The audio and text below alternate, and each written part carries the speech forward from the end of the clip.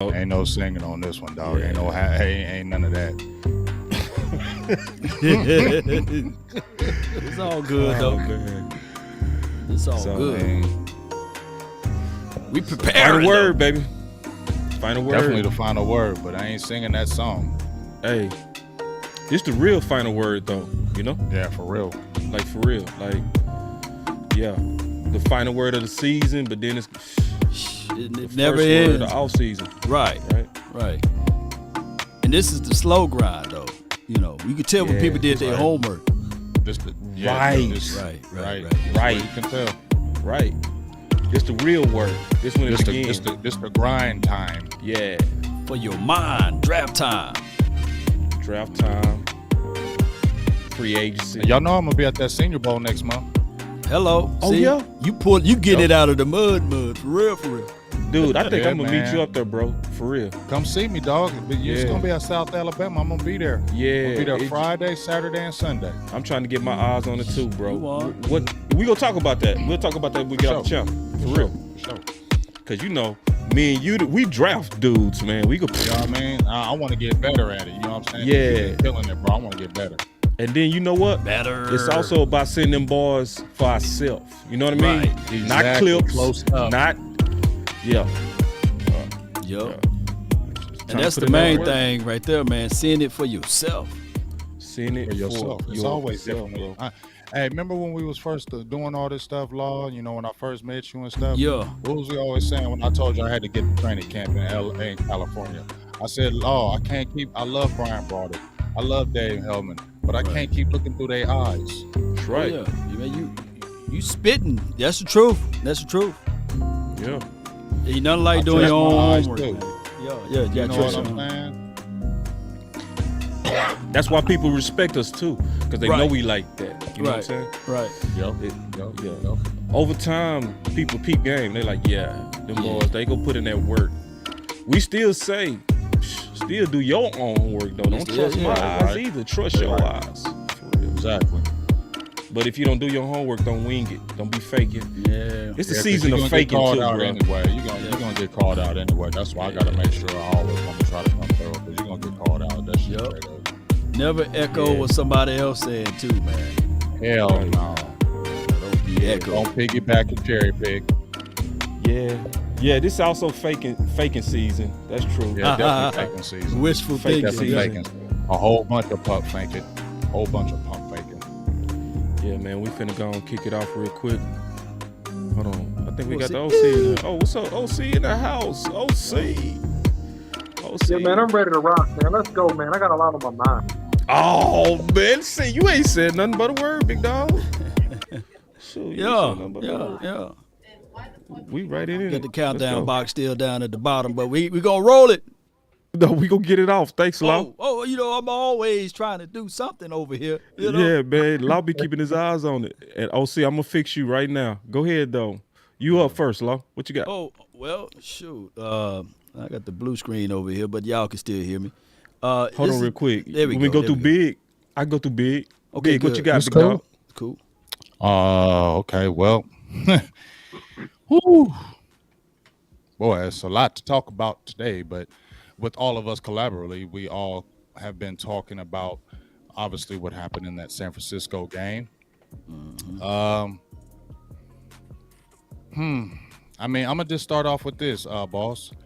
You said this, and I'm gonna just scream it. I'm not gonna scream it, but I'm gonna say it in a normal tone. All right. But you said that if Collins goes out there, not just Collins or Tyron Smith, and they go out there, and we've been talking about the word of physicality, and we said we have to have that. If we don't, it's going to be a long day for the Cowboys.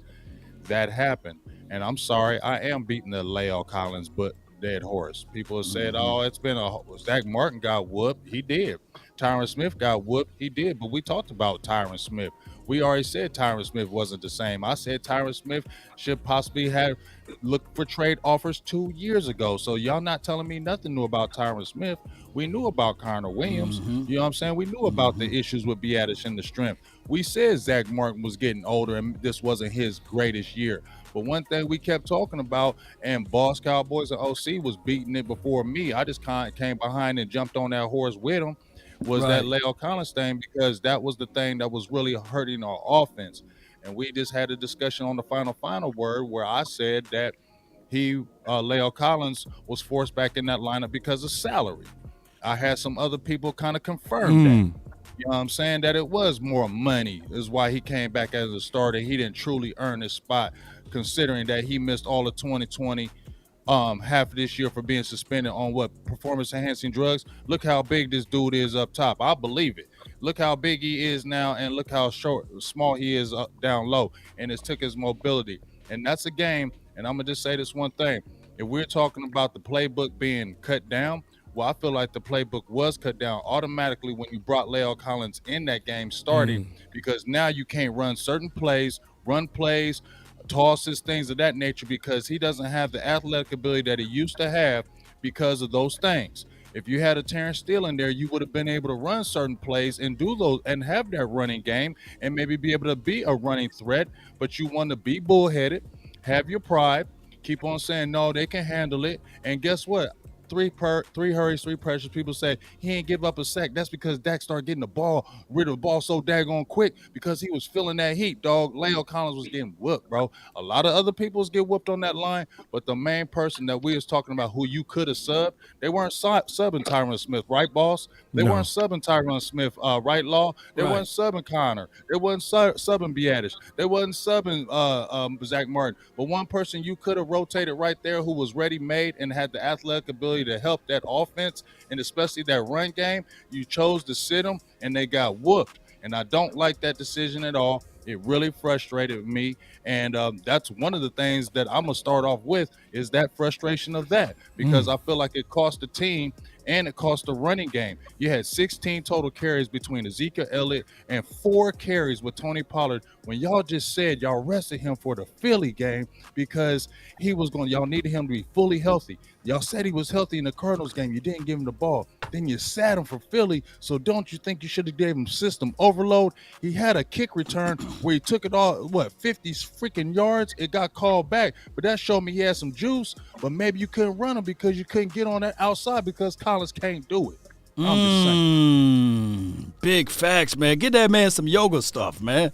Good man. So yoga, fire, yoga, flame. Yeah. Look, boss, before y'all go, and shout out to you, the OC, man. Before you get into that, man, I just tweeted you in the DM, boss. All right. And it's what the mighty Duke Manyweather said. You probably already got this keyed up somewhere in the show. Do you have that? Nah. Oh, but my God. It's a gem of a gem. I'm going to fly it. Let's go. But Ja and his son, that's the name of the guy that tweeted this out. He said, has Dallas focused on the wrong type of lineman for their interior offensive line or just offensive line in general? I think they're tended to like more finesse guys rather than maulers. Thoughts? And then Duke Manyweather reached out to him and said, lo and behold, I think their offensive line coaching / development has failed them since Callahan and then Pollock when they both left. Now, I come here to tell you guys, I'm not a brilliant offensive lineman guy.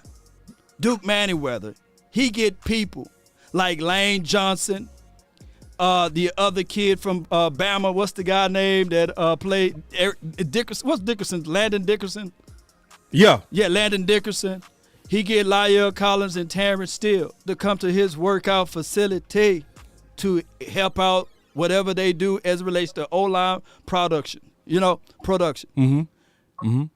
Old folks say this, not everybody's lying.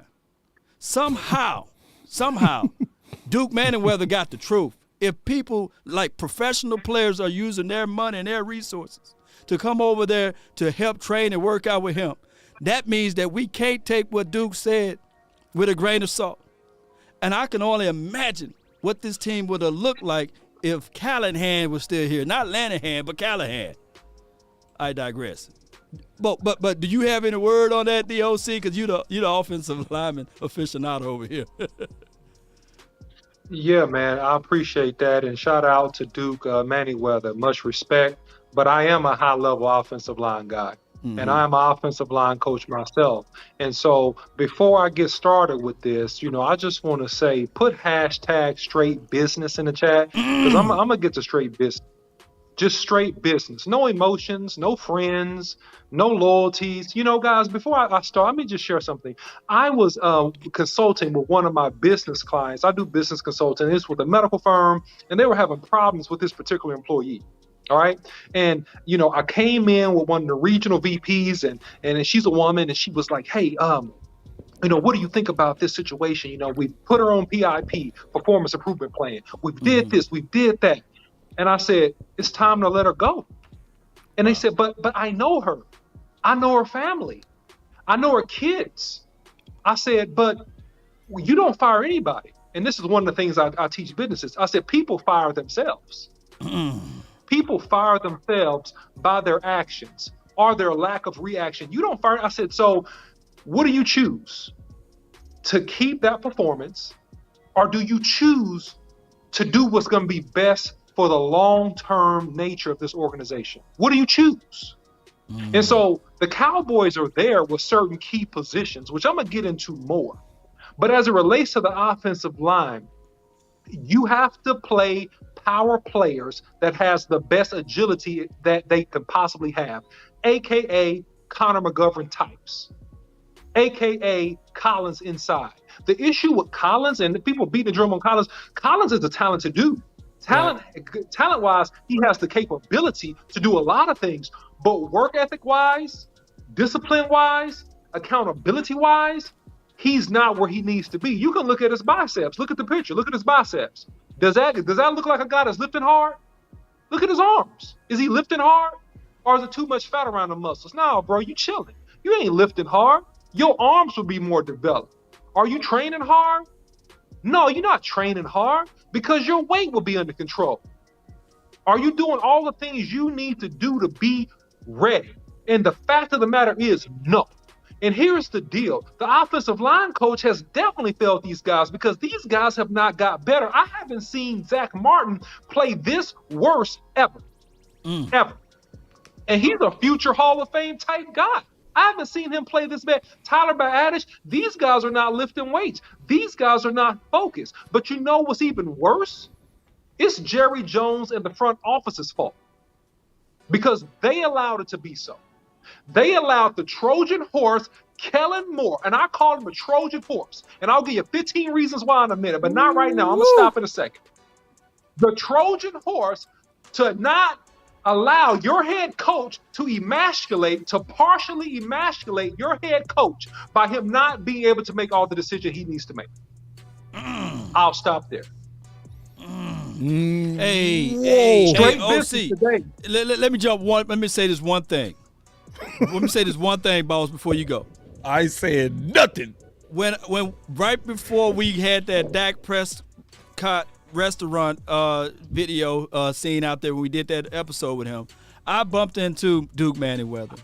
And this was when they was about to make the change of moving Terrence Steele to the opposite side. I remember. And he literally, out of his mouth to my ears, he said, man, this is going to be a setback for Terrence Steele. He need to stay at right tackle. And my guy, Collins, he's not ready yet. He's still not in shape enough. And this is what his words. And he said that they should keep Tyron Steele at right tackle. I know for a fact that moving him to left tackle, he's not ready yet. It's going to take him a few weeks, and he's not going to look good. Now, if anybody can remember, that was the Denver Broncos game. By far, that's when the team started to hang itself and go south as relates to running the ball with a purpose, running the ball with a meaning. And on top of that, it made Terrence Steele go to this Terrence aluminum thing back again. You know, he metamorphed into the reserve Steele 211. You know what I'm saying? Because at right tackle, he was playing out of his mind. And I asked him because that's when it was hot about, hey, can La'el Collins play guard? And he said, it was fish yes. grease hot. It was hot. He said, yes, La'el Collins can play guard. I train with him all the time. That's his natural position. Right What? hand to the man. We need to probably get Duke Manyweather back on the show since it's the off season, right? But that was his words. That was his words. Oh God. Not mine. His words. Well,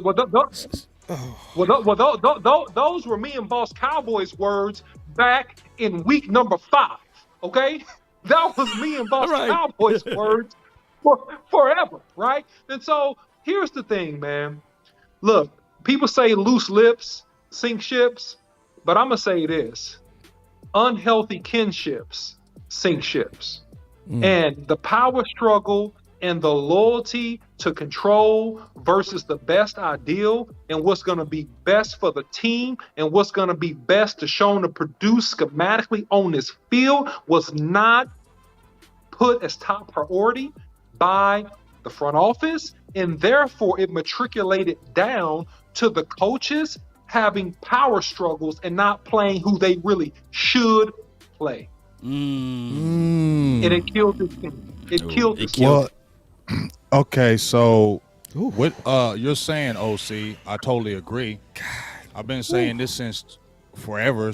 Really, I said since 2017. I got the video. It says Dallas Cowboys ain't going to a Super Bowl as long as Jerry Jones is running it.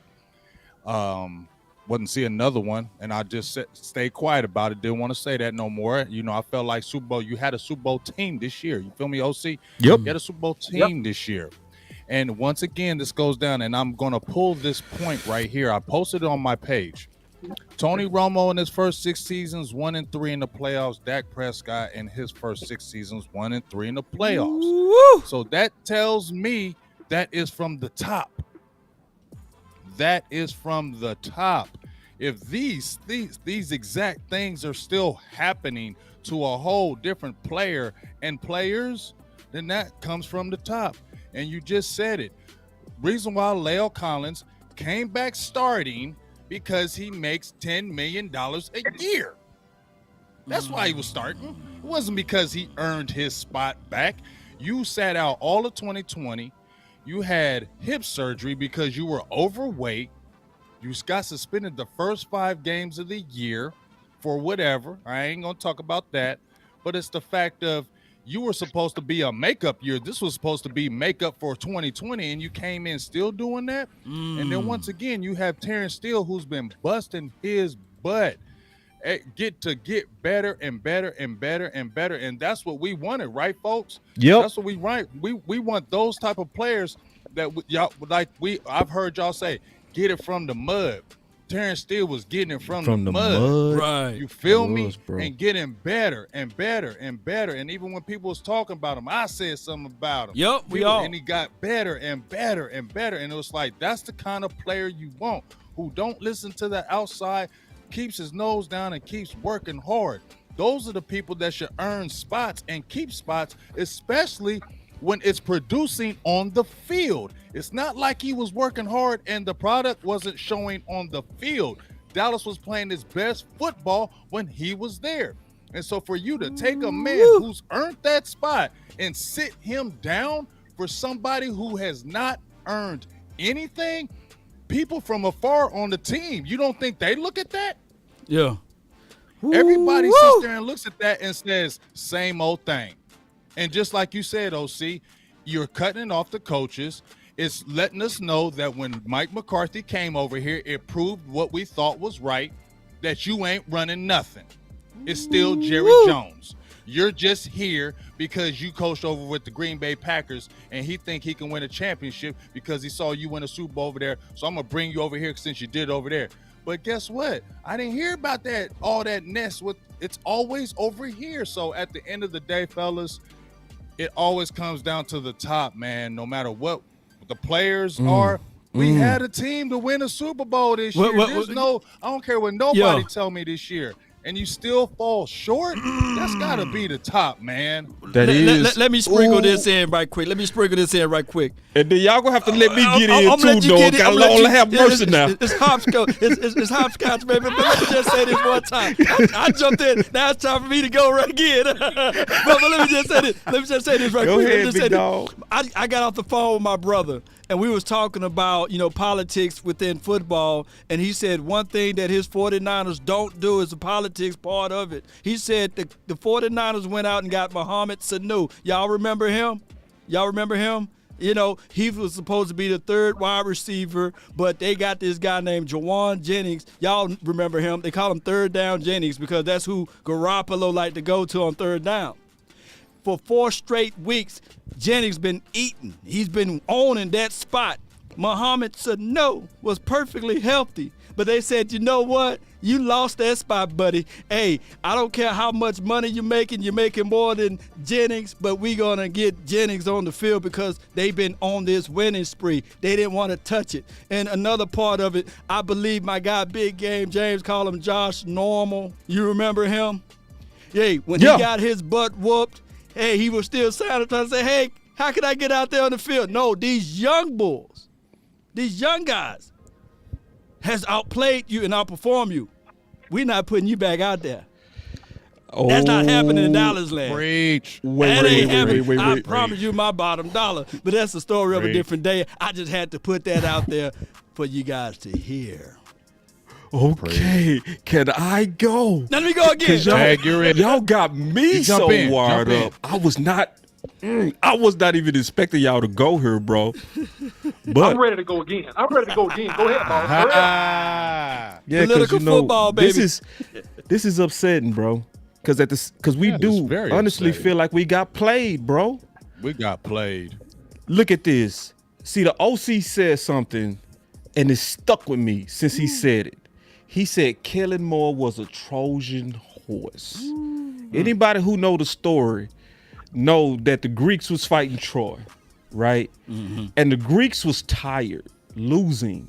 So the only way they could get an advantage was to seem like they surrendered, and they gave Troy a horse as a symbolic symbol of surrender.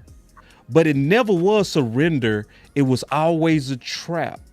And so when it came in, the people of Troy thought it was over. They celebrated. They was like, oh yeah, we finally not fighting. Jason Garrett is gone. Y'all see where I went there? Y'all see where I went? Jason Garrett is gone. Man. Wow. But he was never gone. Wow. Deep down, we got us a Scott Linehan that snuck in the back damn door. Ooh. Boss. Oh. Boss. Yo, I'm so real. Yo, listen to this. It stuck with me. When the OC said that, I was like, you said that, OC, you was a beast. I'm going to give it to you. He said that, bro. bro. I want to hear you some more, OC. I'm going to just say this real quick, and then you got it, OC. I just want to say this. I said this from the very beginning when Kellen Moore came over here with Scott Linehan. I said this was the Garrett 2.0. Yep. Because if you look how he came, Garrett came over as a quarterbacks coach. Then he was the offensive coordinator. Then he became the head coach. Then he shows was Trojan Moore? once again. He was a Kellen Moore. It's real. He was a quarterbacks coach. Now he's the offensive coordinator. Look at their ages when Garrett came over. Look at the age when Kellen Moore came over. You feel me? It's like the second they were setting it up to be him to be the next head coach of the Dallas Cowboys. And you probably brought Mike McCarthy in to be your hedge guy. He could just be your hedge guy, kind of like Wade Phillips was the hedge guy. Then we got Wade Phillips and he was the hedge guy. But as soon as he went to the playoffs the year before. The year before he went to the playoffs, they started off bad, and who got the axe quickly and who took over? I'm just saying. Go ahead, OC. So put in the chat one more time, hashtag straight business, because I'm telling you, I'm straight business. And I'm going to tell y'all something else. Hold on real quick. Hold on, OC. Yoga fire. Yoga flame. Go ahead. Straight business. Business, not business. Business. So listen, there's a difference. Because we've said this, and we have to learn to be more granular, okay? Whoa. As podcasters. So I got to be more granular. We got to learn how to be more detailed. Because I've said, Super Bowl talent. A lot of people say, Super Bowl talent. No. This is not a Super Bowl team. This is a team that has Super Bowl talent. And we got to distinguish between the two. When I coach in businesses and consult, I say, no, you got to be more granular. Well, this person has the attributes. What does that look like? Well, they can be great. What do you mean be great? Define great. Define Super Bowl. See, we have Super Bowl talent, but we don't have Super Bowl tendencies. There's a difference. We don't have a Super Bowl culture. There's a difference. You've had teams with less talent that were Super Bowl teams because of culture, because of execution, because of commitment to work, and because of loving the work. Super Bowl teams are committed to the grind. For your mind. Super Bowl teams are focused on the next opponent. Super Bowl teams show up motivated. Super Bowl teams are physical at the point of attack. I don't care what Super Bowl team you say. You can even go to the greatest show on turf, the run and shoot. Guess what they could do? The LA Rams underneath Kurt Warner. Guess what they could do? They could run the football. You can say whatever you want about the Kansas City Chiefs when Pat Mahomes came back and they end up winning. You know why they won? Because Pat Mahomes wasn't playing good in that Super Bowl. You know why they won? Because they could line up and run that football. Woo! And they could get a stop, a key stop on third down. Preach, There's preacher. a difference between Super Bowl talent and Super Bowl tendencies. Show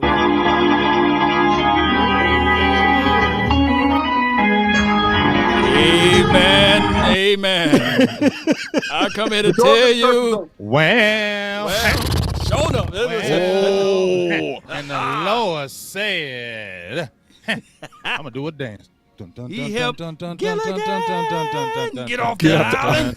Yeah.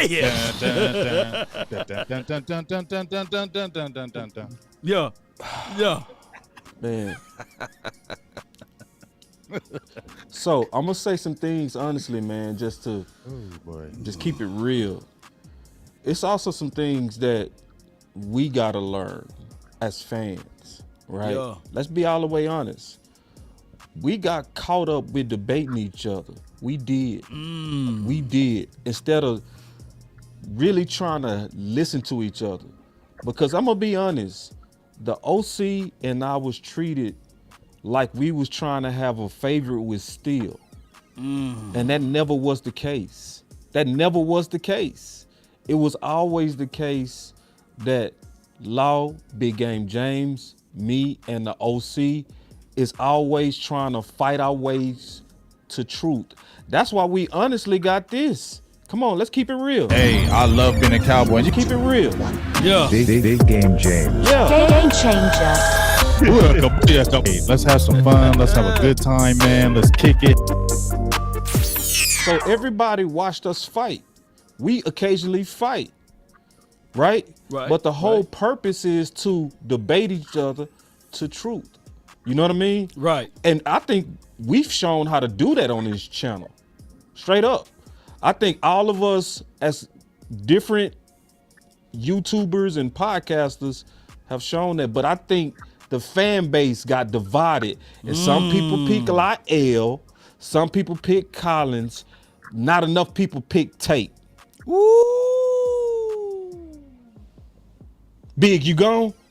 You out? No, I'm here. Oh, I thought I said, you shake your head. I thought you said your mic was tripping. Nah, Yeah, nah, but No, yeah. I'm good.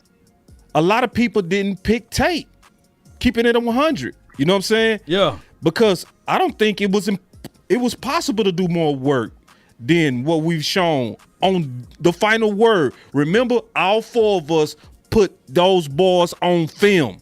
We put Steele on film. We put Lyle on film. And we showed it early. And this was the vision and the warning that all four of us was saying. We were saying, Don't mess up that. it's not about these regular ass season opponents. Yeah. We kept saying this, Law. Law, we kept saying this. All of us were saying it's about who we getting ready to see. Yep. The warm. But it was week 6. And we were saying that around week 6, people was trying to be right. Like, I'm gonna give an example. It's some people that believe Lyle was a favorite. I was like, and there's people that believe that. I'm not, if you believe that, that's fine. But you got to think about it. Those of us who have kids, you never know when a kid is favored unless they're what? Bad.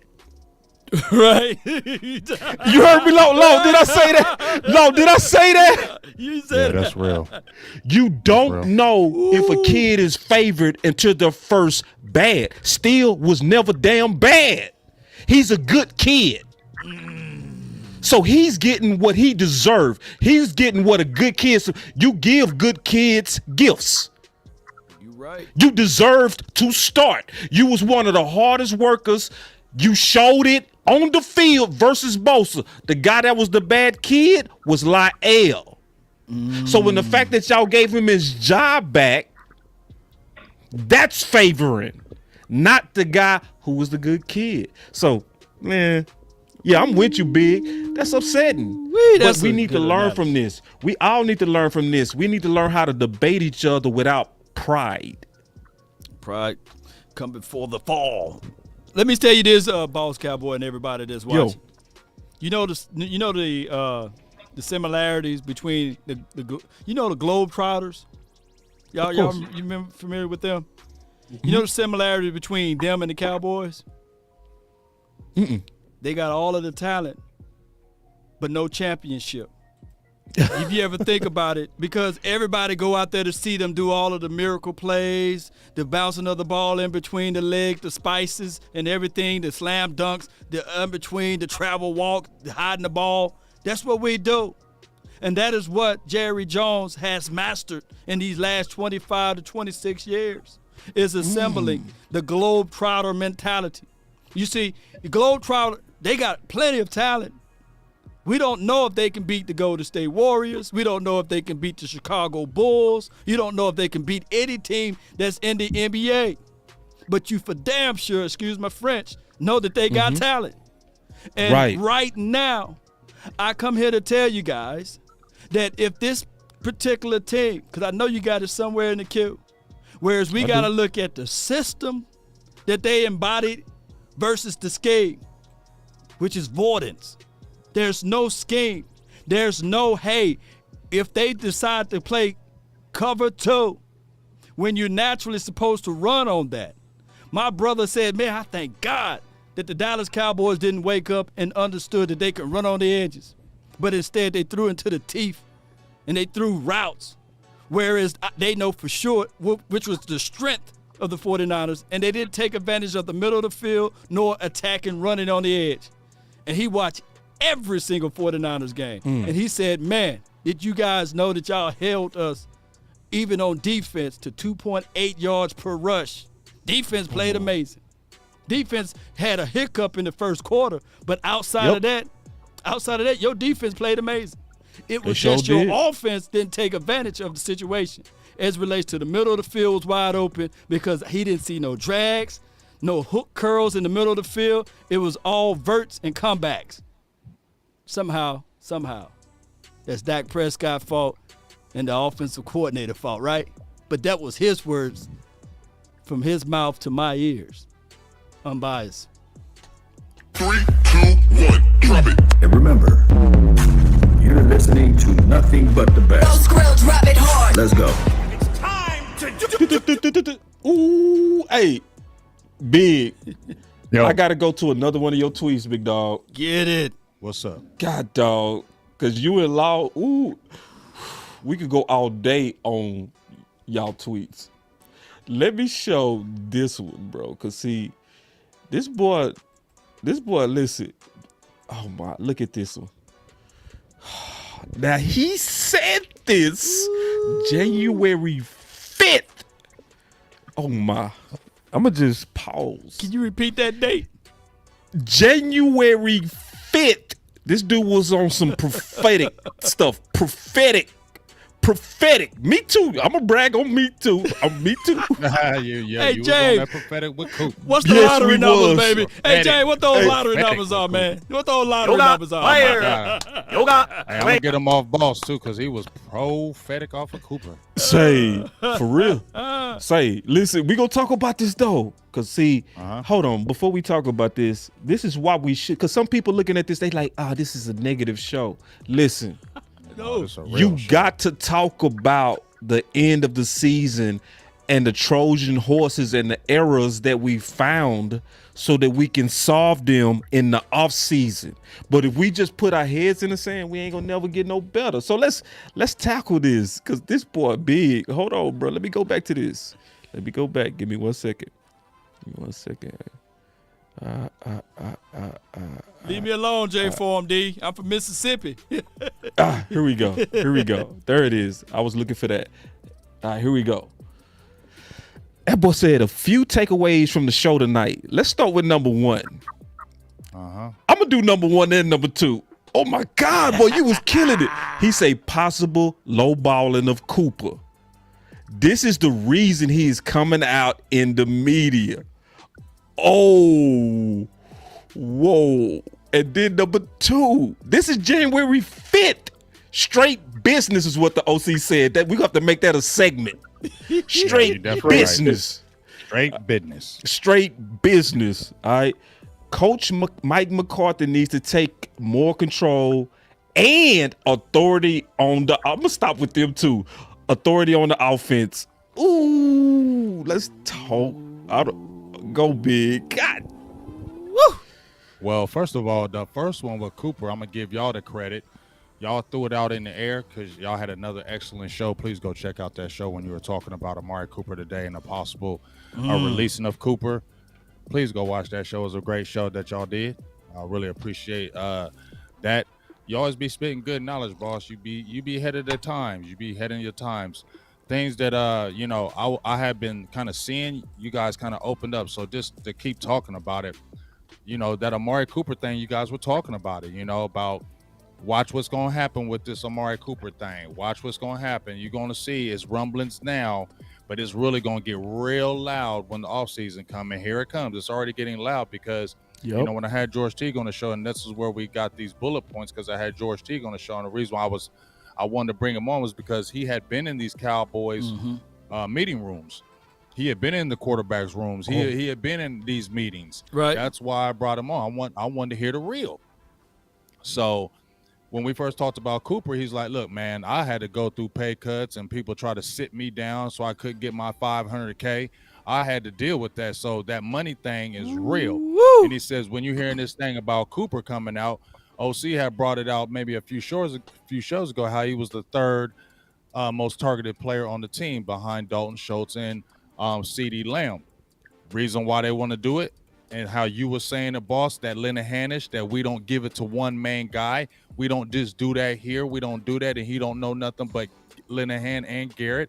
And we saw what they did to Dez, Cole Beasley, and things of that nature. So you see it rectifying itself again.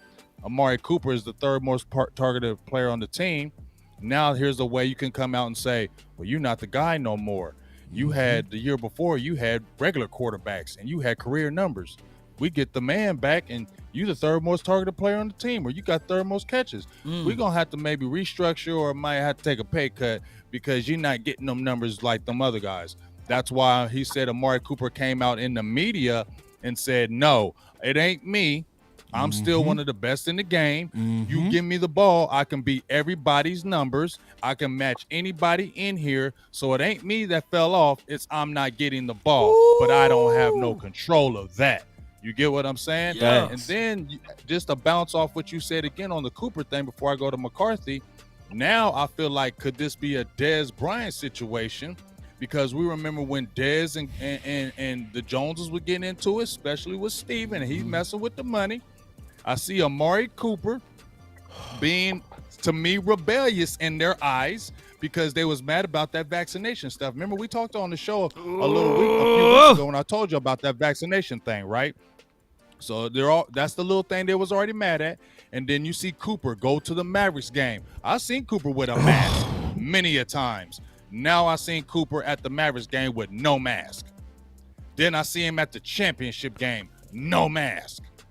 Okay, now you get fined $14K. Now y'all beefing. They was already talking about it in the air, and now you're going out and throwing out those things like, it's whatever. I'm going to go do what I want. You know what I mean? And then now all of a sudden, boss, we hear the first thing you hear on Twitter, oh, Amari Cooper could be a casualty. I mean, The first thing you hear. The first thing you hear, he could be a casualty. They could restructure, blah, blah, blah. Bam. Bam. So, and like you put, I put it, you put it, and so it begins. And so it begins. All set up. Yep. And y'all are so seenable, the Joneses, and this is why the fan base gets frustrated with you. Yep. We don't ever want to talk about you, Jerry Jones, ever. But y'all do these things to make you bring yourselves back up, and why the Dallas Cowboys are frustrated. To point two, there's another frustration because everybody like, let's get a veteran coach. I wanted a veteran coach, but you are still pulling the strings, Jerry Jones, on Mike McCarthy. He never came over here like an authoritative coach. He came over here that I'm still running this. You're just going to be the guy because you won over there and you got a championship. So let me come over here. But he's never been able to take control of the offense. George Teague said he sat in the meetings with Kellen Moore, Mike McCarthy. He said Mike McCarthy would just sit there and not say anything.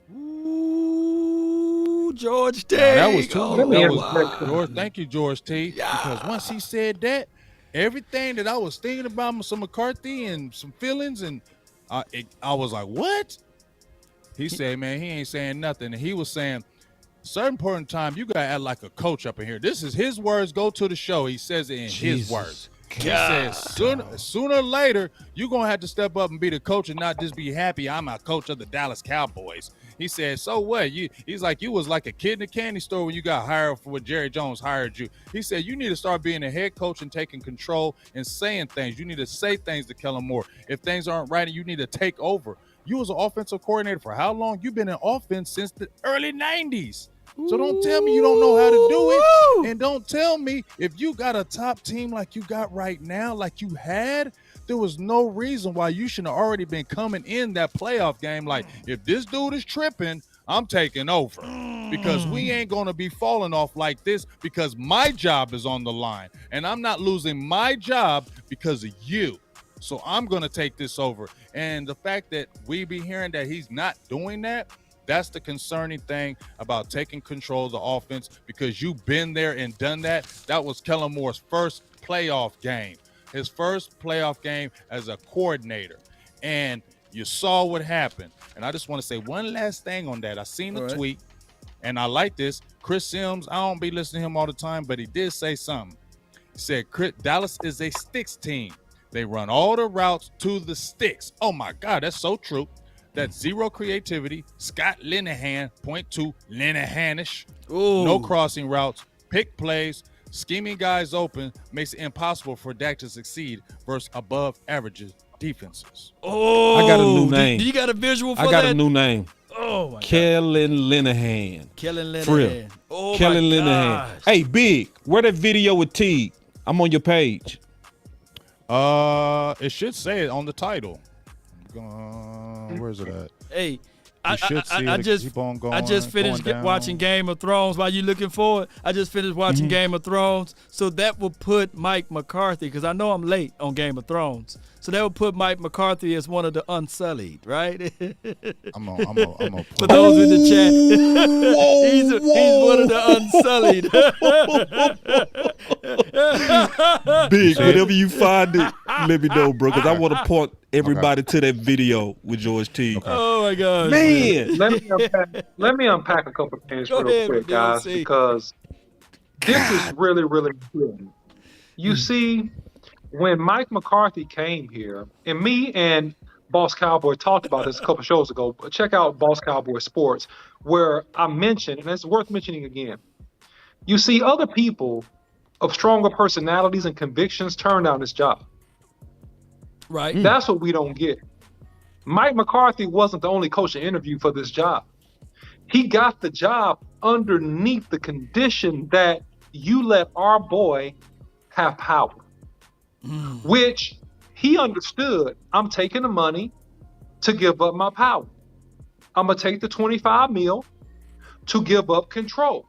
So my contention is that It was never about the Dallas Cowboys winning Super Bowls. It was about the Dallas Cowboys appeasing to the fan base to continue to be one of the most popular and one of the most recognized brands in the entire world. Let me transition to prove my point further. Remember the terms under which we signed Amari Cooper. It was a quick overnight signing when the Washington Redskins were about to sign Cooper. The Washington football team. Washington football team, excuse me. Now the Washington football team.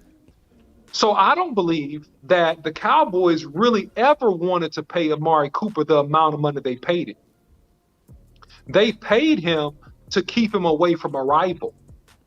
When we got the new 88, that was the plan to establish the new 88 working through Kellen Moore. That was the plan. Boss Cowboy alluded to this before on a previous show. Even though he was the best wide receiver, that being Amari Cooper, the plan was to build him up. Why? Because it's good for business. It's good for marketing. The new 88, CeeDee Lamb, the new shiny toy. God. Can you see it? Now, listen, the opt-out year is this year for Amari Cooper's contract, which, by the way, is fully guaranteed for 2022 because we're past the fifth day in the league year. So he signed $100 million, $40 million guaranteed, which now is $60 million because his salary in 2022 is guaranteed because we're past the fifth day of the league year. So if you opt out now, okay, fine. But the plan from the beginning was to keep the marketing engine going, and it was never to fully pay Amari Cooper. What we paid him to keep him away. It's kind of like what happened to my daughter. She went to this club. My daughter plays club volleyball, and she's one of the top players in Texas. All right, 14 years old. Shout out to you. And one club, and I won't name the clubs, but they're popular national volleyball clubs, and she plays at one of them. But one of the clubs, they offered her a spot on their team when they found out another team that's a chief competitor was offered her a spot. That's the only time they offered her a spot. When they found out one of the other top clubs, which was a rival, offered her a spot. My contention is that the same thing happened with Amari Cooper. I'm going to keep my talent away from strengthening your team. Okay, overnight, bam, we'll pay him. Before then, Amari Cooper had no contract until he had that offer from the Washington football team. Facts. Fatality. Hey, y'all want to see something? They're straight up facts. I want to see a dead body. Y'all want to see a dead body? I want to see a dead body. I did this on the show earlier. I ain't gonna go through it as detailed as I did the last one. But this is a whole list of people that got more targets than Amari Cooper. Some of the people on this list is downright insulting. All right. Hold on. Did you equate the amount of games or the average per game? Because somebody hit me up with that stat the last time you did it in my chat. Yeah. On the last time, and I could pull that one up. That's on the lines. Yeah. But most of these guys missed a game or two. Right. You know what I'm saying? So I ain't hearing all that. We can get into it in even more details with lines, but it's still, listen, okay, I don't care. Should Mark Andrews have more targets than Amari Cooper? No. Should Marquise? Should Deontay Johnson? Daryl Mooney? Paul Mooney? Dog. Daryl Mooney? What? Daryl Mooney, bro. Terrell McLaurin. Mike Williams, the number two at the Chargers. Zach Ertz. Zach Ertz. Michael Pittman. Hunter Renfrow, dog. Chris Godwin. Wow. Jacoby Myers. Look at CeeDee Lamb. That's the and key right there. CeeDee Lamb got more targets than Cooper. Oh, man. And then listen, bro. Dog, I got to hit my button, He is tied man. with Schultz. You keep on talking. I got to hit my button. Shame. This is a shame. This shame. is a shame. I love shame. Shame. Shame. Now listen. Shame. Shame. One more time, Law. One more time. Please. Shame. Shame. Shame. Shame. Shame. It's a shame. Shame. The Cowboys are blessed. I love it. They blessed because freaking they got love a that one. non-diva Shame. receiver. Because if it was anybody else, can Shame. you imagine the playmaker, Michael Irvin? That's my ball. Right. Oh, that's my ball. That's my ball. Shame. Ain't no way. Bro. That's a shame. Hit Shame. it again, Law. Shame. Shame. Oh, my Shame. Shame. It's going to be a shame. Shame. Shame. Shame. Shame. Shame. Shame. Kelly Moore. You must be out of your goddamn mind. Bruh. Oh, No, I would bruh. make it my business. I would have been, you know what, when T.O. was saying that Jason Witten and Tony Romo is drawing up plays in the dirt, I would have been like, Amari Cooper, Dak Prescott, draw up plays in the dirt because ain't no Something. way, baby. Ain't no way. Ain't- I saw one game, he had 4 targets. Hey, on top of that, even in the last 4 games, CD Lamb, he didn't have more than 5 targets in the last 4 or 5 games, bro. He only started getting targeted when he went to the media. Shame. They was finna try to make Shame. Cooper look like a bum.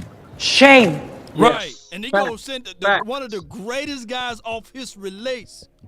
Off the release. Look, I kid you not, Tyreek Hill got a video on YouTube, and he said, man, I watch Amari Cooper get off of his release because it's dope. It's nasty.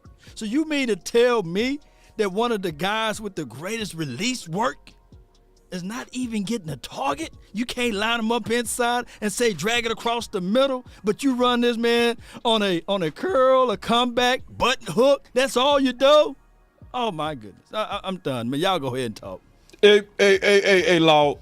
Hold on real quick. I got to. 3, 2, 1, drop it. Man. Remember, you're listening to nothing but the best. God, Let's go. dog. And I'm gonna come behind it, Law, with my butt. It's a big thing for Boss Shoot. Cowboy to actually say publicly that he Shoot, drunk man, I'm Kool-Aid. coming. Listen, Let's I do go, not dog. drink Kool-Aid without first measuring. So, this is the measured part. All right. I want to talk about the measurements real quick because we want to talk about how we, I think, should handle this Cooper situation. Let me just be real with everybody. I ain't gonna take long either. All right. So, my boy Big Game James on the Fit definitely made a key prediction. I said this on the 4th. And this is happening right now. Yep. Big Game see it. Because I saw it from his Twitter, right? He said, I said, Cooper will be attacked by the Dallas local media this offseason. But the real problems is he was always under targeted. And I put this dude face like that's my face looking at them Pooh dudes. Shiesty. Yeah, That was some shade- Pooh Shiesty stuff they did to him. Pooh Yeah. Shiesty. Right. Shiesty. Yeah. Pooh Shiesty. And that's what they're doing right now. Brr. But I'm going to tell you what we need to do, and then we can move on to the next subject. Man, we don't need to let that happen. And matter of fact, I don't think it's going to happen. You know why? When I went to Law Page, right? I'm going to show my boy Law Page, all right? I'm going to go to videos. I'm gonna show you the video where he went fed. Okay, let me find it. Where is that? Because he make about 10 videos a day. Yo. Which Let me one? see. Oh, here it is. There Here right it is. there. I found it. There it is. All right, listen. This my boy Law. All right, I'm gonna show you something. That's, to me, it's almost like the power of the people. Because I do want to talk about some more football stuff. But check this out. Look at my boy comments and look at what they saying. You know, I put a comment in there. And let me see if I hit the like button. Or was I? Yeah, see, I hit my like. See, y'all caught me doing the right thing, big dog. Appreciate Yeah, it. I hit my like. Because I See, didn't have to that hit was this. real I hit too. my like. Yeah, I didn't have to hit them. Shame. Shame. Ooh, I would have been busted. Ooh, that would Shame. have looked nasty. Shame. You doing Appreciate all the this like, endorsement and didn't even hit a like. My dog Or got you hit unlike. Ooh, it'd be like, oh, you Ooh, unlike that. you hate, you shady You hating my You son. hate. Why you hating on the homie? But look, just look at the comments. More has to go. Didn't Amari Cooper come in, help and save the Cowboys? This might set us back. It is not the same without Cooper. My point is this. Cooper got the power of the people. Y'all hear me out? See, because we always say, win the crowd, win your freedom. Right? We always say that. See, because when it was Dez, it was easy to be, he's a distraction. Let's get him out of here. Cut him.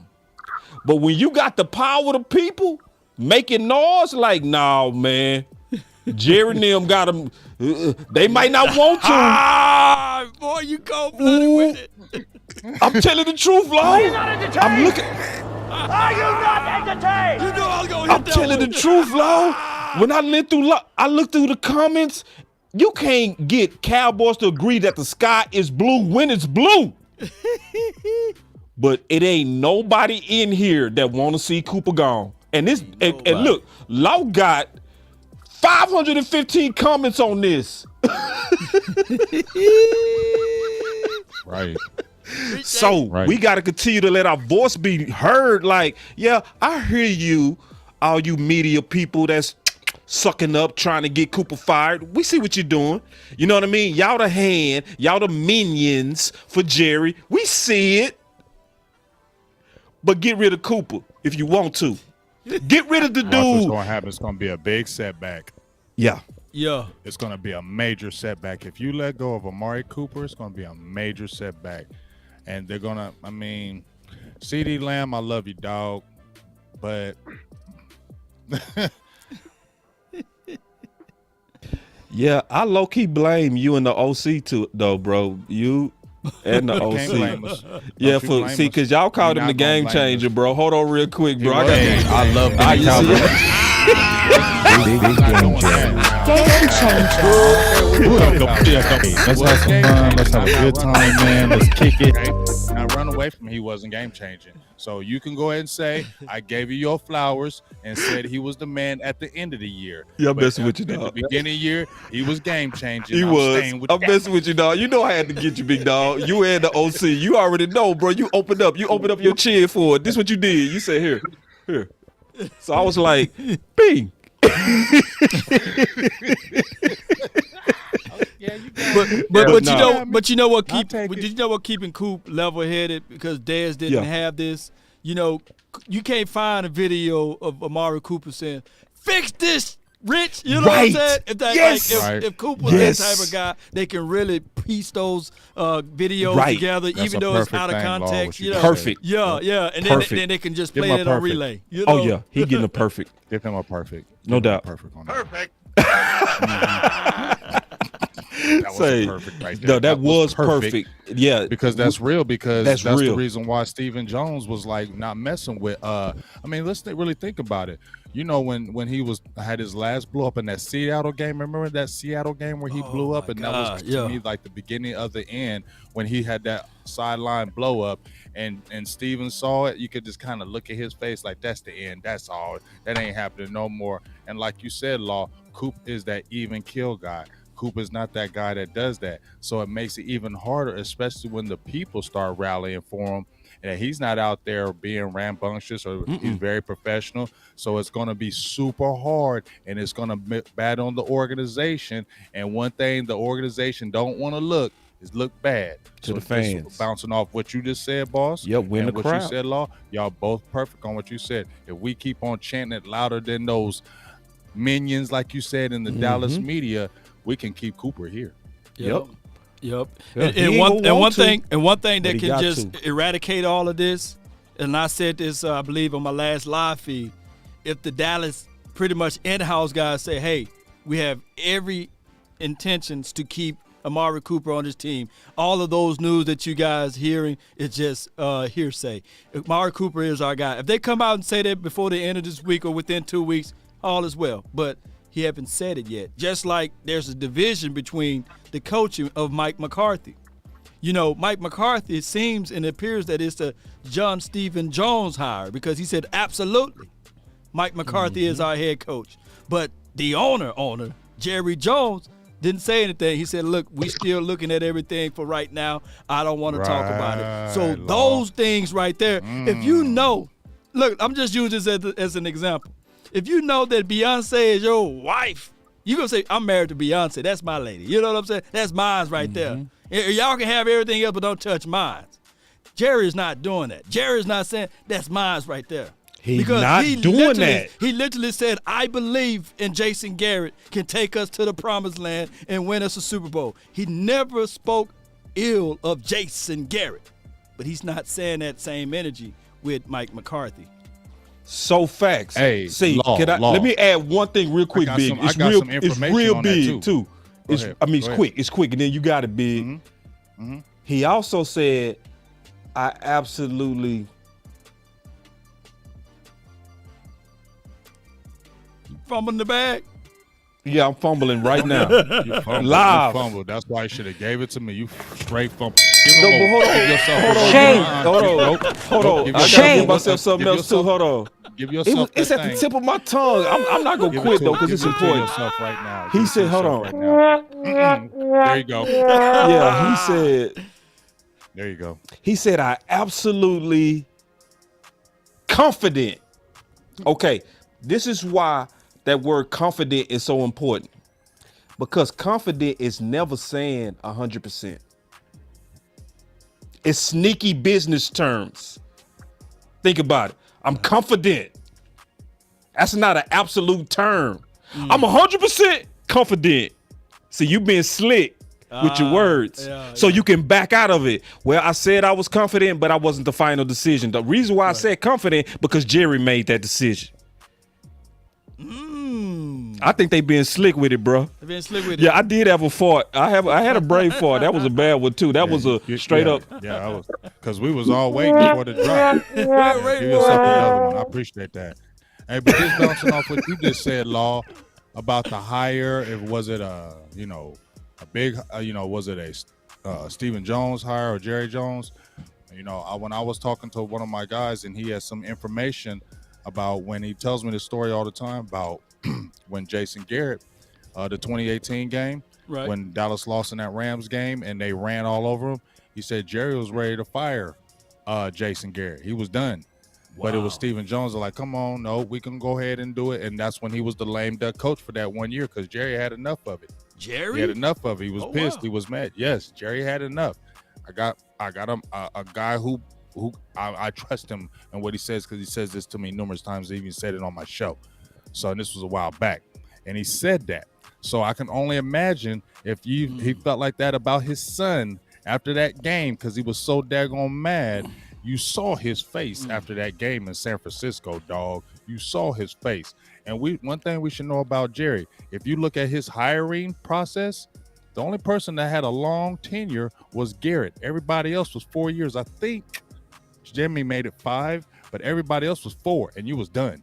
You ain't getting a long time with Jerry, so he ain't giving a long leash. And guess what? Mike McCarthy's already 2 years in, and 2 years of disappointment in. And Jerry is like, I'm old. But at the end of the day, Jerry and them are still to blame for this. So they can sit there and be mad at a Mike McCarthy, but you're the enabler allowing this stuff to do it. So really, you should be mad at yourself. Let me ask you this. You let the Trojan horse in. Let me ask you this. You allowing this to happen, right? That's me in the middle right there, y'all. But hey, let me ask you this, Big Game James.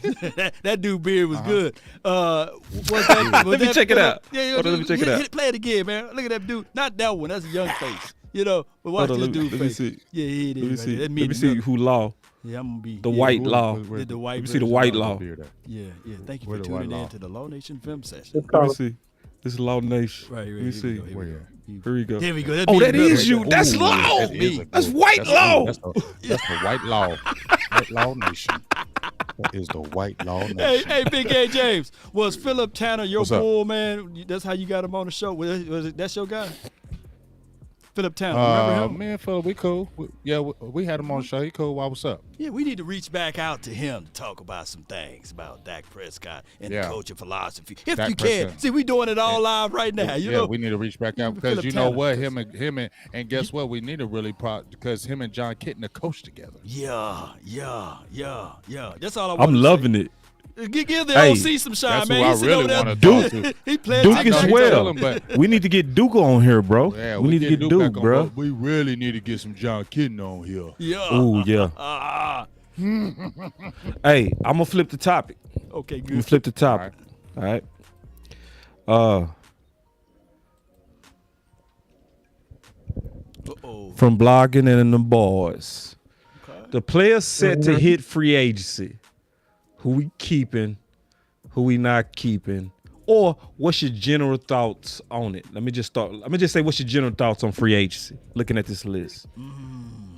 Yeah, I'm gonna give you mine real quick, Boss Cowboy. This gonna last about 45 seconds because this is gonna be straight business. All right. So Yeah, I gotta get you a button. Brent Urban, get him out of here. Yeah. Brian Anchor, Keep him. he's all right. He's a good punter. Carlos Watkins, he's okay. You could do better. Cedric Wilson, go ahead and re-up. Okay. Re-up with him. Try to re-up with him. Connor Williams, get him out of here. Okay. Corey Clement, if you can keep him cheap for depth, keep him cheap. Okay. Schwartz has played well enough to get himself a payday. All right. Yeah. That's the thing about him. He's played well enough to get himself a payday, and I don't think you should overpay for him. All right. So DeMonte KD, I'm 50-50 on him. I don't know. Dorrance Armstrong, you ain't did enough. All right. Not enough. Francis Bernard, Special team. you can get him cheap. Special teams. Give him another chance. Yeah. Jake, how do you pronounce his name? I don't This know what Jake- it is. McQuaid. Yeah. Jake McQuaid. McQuaid. Okay, Yeah. I can't pronounce his name. Get him out of here. All right.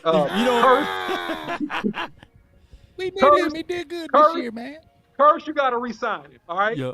Sprinkler it has potential. I would say you could do better. You can upgrade with a veteran that can do better. Go ahead. Get him out of here. Yeah. Keep him. Yeah, Sprinkler. Yeah, Sprinkler. okay. Yeah, Sprinkler. Sprinkle. Okay, Sprinkle. I can't read right now. Jerry. Sprinkle. All right. Sprinkler. Sprinkle me, baby. Sprinkler. Okay. Neil. Right. Neil, get him out of here. Van Der Esch, get him out of here. Here you go. Get him out of here. Luke. Gifford, I am leave your him here father. for special teams. Mm-hmm. Malik Hooker, re-sign him. So you Turner, resign both? Re-sign him. You resign both Hooker and KZ? Yeah, I like both of them. Man, you better, I'm next. Well, go ahead, keep going. I'm slowing your 45 seconds, man. Go ahead, No, man. you good. Boy, you about 3 hours in though, but it's cool. Take your time, the big dog. All right, no, I'm done. No, keep I'm going. done. Keep So going. look, You go through the whole list. Go, All bro. right, so look. Finish the list. All right, so look. Malik Turner, I will re-sign him. Kennedy, if you can keep him at a good price, it's okay. Gallup, he's injured. You got Wilson. You want to re-sign Cedric Wilson. I'm sorry, man. No offense, but this is business. You got the ACL, man. I don't know how your body gonna react. Man, go get paid somewhere else. OT, Mitch, get him out of here. Noah Brown, if you can get him on the cheap, it's okay, but I don't care. I think you can do better in the draft and free agency. Gregory, re-sign him. Don't overpay for him, no. And Ty Nasheki, get him out of here, man. We can do way better. Let's draft an OT. Get out of here. Hey, man, that boy good.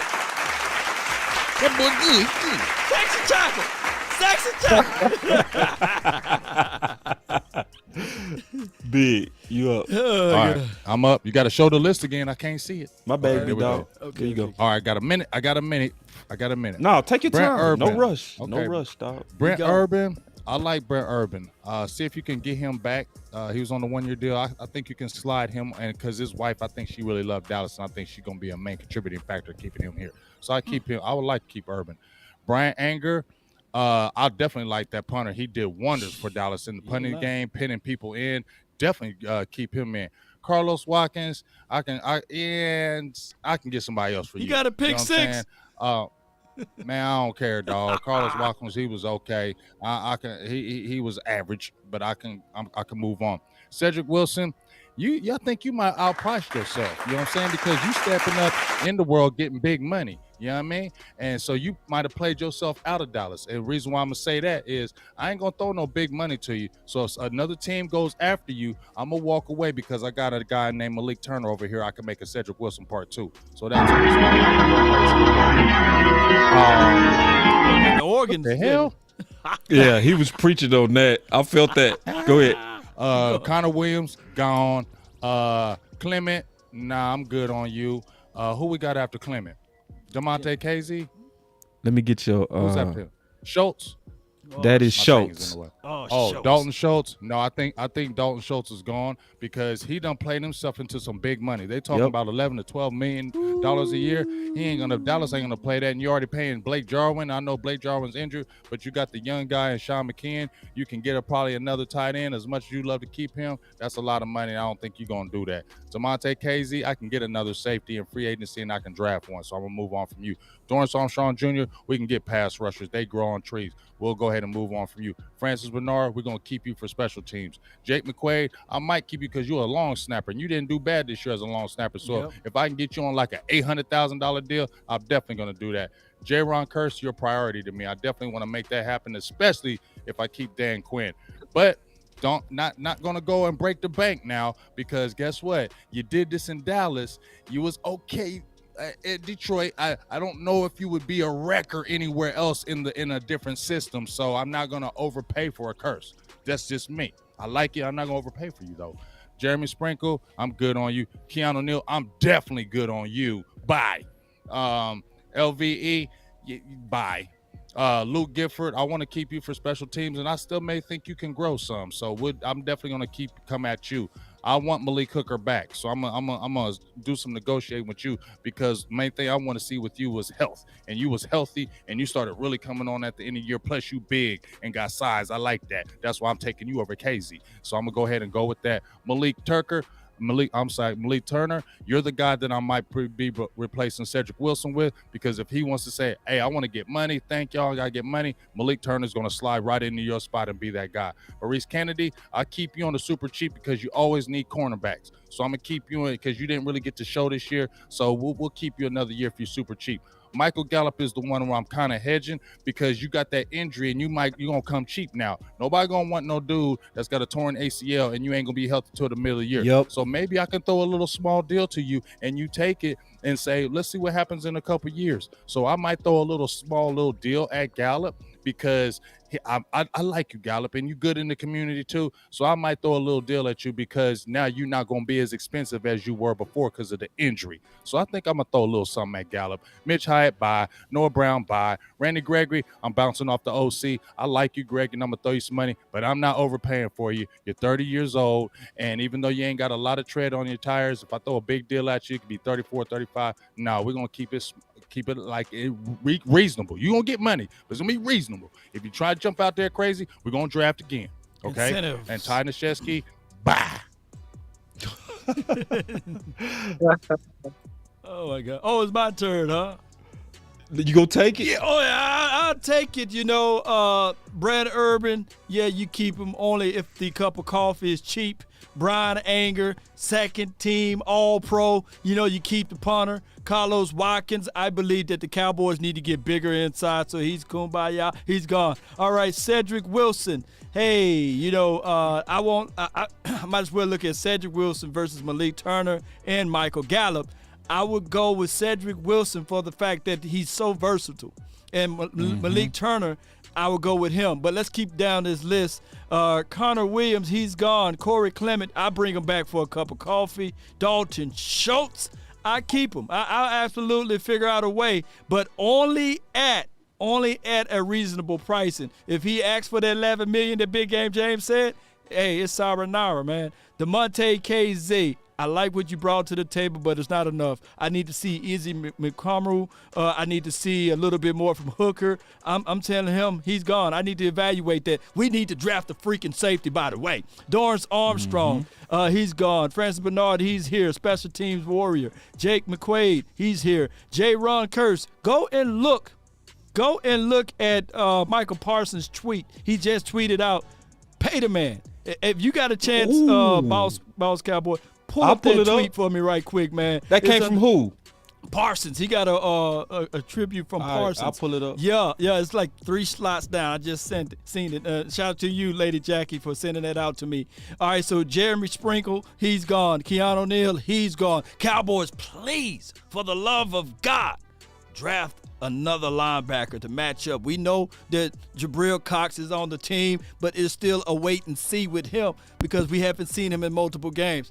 LVE, I believe that he's one of the favorites within the confines of the locker room and also within the confines of the staff. You know, they don't like to give up on their boys, so they might give him another 1-year offer, prove it deal. That's just how that goes. Luke Gifford, he's staying. Malik Hooker, like I said, with those safeties, it's going to be a situation where they're going to either keep Hooker or get rid of Hooker, or keep DeMonte KZ or get rid of KZ. That's up to determine during the offseason. But I would rather have Hooker over KZ and anyone else as relates to that free agency. Maurice Kennedy, y'all remember, he was the offseason warrior. He was like one of having the better off-season camps, training camp you can think of.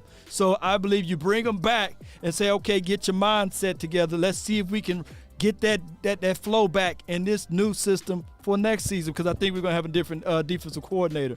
All right, so Mitch Hyatt, he's gone. Noah Brown, he's gone. Randy Gregory, that's the situation there. He will be too good for you to allow him to test the market, right? He's just too good because the market will say, okay, they'll throw all type of crazy money at him. It's a situation that you got to go ahead and pull the trigger on him if you want him. And you saying to yourself, we don't have nobody else can play on that side. So go ahead and pull the trigger, give him a deal, and if he want more money, then let him walk. And Ty Nsekhe is sayonara for him. That's my thought. All right, listen, mine is going to be quick. I'm going to say pretty much this whole list can pretty much, I ain't going to say can go, I expect to go. Except for the punter, Curse, and I think Curse and Malik Hooker are going to be fantastic deals because I've been looking at the safety market. The safeties ain't been getting big contracts. You know what I'm saying? Remember, Anthony Harris went for $5 million. Right. Oh, yeah. Who was starting over Curse in Minnesota. You know what I'm saying? Having very good numbers. Very good numbers. So I'm expecting Curse. You know, the thing about Curse is we love Curse. Do outsiders love Curse? That's what I was saying. That's why I say I don't pull up think that so. tweet. Pull up that tweet that Parsons just put out there. Yeah. Oh, yeah. I'm going to show Boss, you even said it yourself.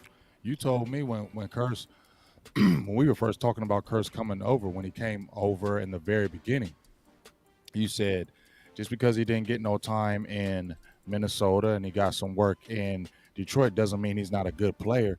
It just means that he might not be in the right system. He might not be in the right area.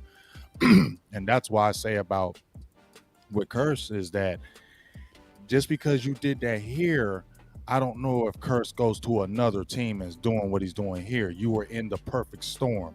Right. You had a coordinator that allowed you to be that guy. The team allowed you to be that. Just because you make money, we've seen it time and time again, Boston fellas. When a guy gets paid and goes somewhere else, he doesn't fit that scheme. He doesn't match into it. The next thing you know, 5 weeks in, 6 weeks in, he's benched. A year later, he's cut. You know what I'm saying? We've seen it time again. So my thing with Curse is, I don't know if you're going to do that somewhere else. So kind of keep your ear here. But it's going to be interesting with the Dan Quinn thing as it relates to Curse, as my dog Law says. That's going to be that key, Curse and Quinn. Right. Either he's going to be here, or if Dan Quinn go to the Broncos, I'm quite sure that he will be at the Broncos. Curse may go too. Yep. Right. Yep. If But Dan Curse- Quinn goes somewhere, Curse I think is also following here him. because of George Edwards. Yeah, George Edwards. You know what I'm saying? True. So Yeah. And And- Beast Cowboy, not to cut you off, real quick shout out to JR for the super chat. He said, thanks for the content. Cowboys tighten up the O-line this offseason. Hashtag still them boys, man. So appreciate the super chat, bro. Want to tell you thank you real quick. Go ahead, boss. Oh yeah, that's a fat super Appreciate chat. you. Yeah, that's a $20, man. Appreciate that. Big $20 dog. holla. I'm I always rich. We appreciate like them that, big hollers. dog. Yeah, like the so hollers. yeah, Curse is a priority also because of his leadership. You know what I mean? So I think when you get a guy that can really bring a certain kind of moxie to your defense, which we haven't seen in the back end of our defense, I don't know, man. The last Church. I got a question Since Barry for y'all, Church. Barry Church was the last time we really kind of had a solid guy on the back end. You know what I mean? And he not go Barry Church, I guarantee you got way more money than Curse go get. So what you gonna say, I Big? want to ask y'all a question. I want to ask all y'all a question. OC had talked about it. Y'all said it too. This thing with Randy Gregory. Yeah. Because I've been kind of, let's talk about this Randy That's Gregory and the real. contract. Because I threw it out there. I said, yeah, I looked at the average salaries and I was like, hey, $10 million a year would be great for Randy Gregory. People like, hey, Randy Gregory ain't taking no $10 million a year. No I'm like, well, if he better, because I don't know if them Jones is going to pay him no more than $10 million annually for no 30-year-old guy. So I want to ask y'all, what do y'all think he would make per year? What do you think what would outprice him from the Dallas Cowboys? If they allow him to test the market, then you know that's some team is going to throw the bank at him. So the Cowboys just got to jump in there and go ahead and sign him for that $10 million. If that's the case in the scenario, I think he go be around. To be honest, I think he go be around 12 to 13 million.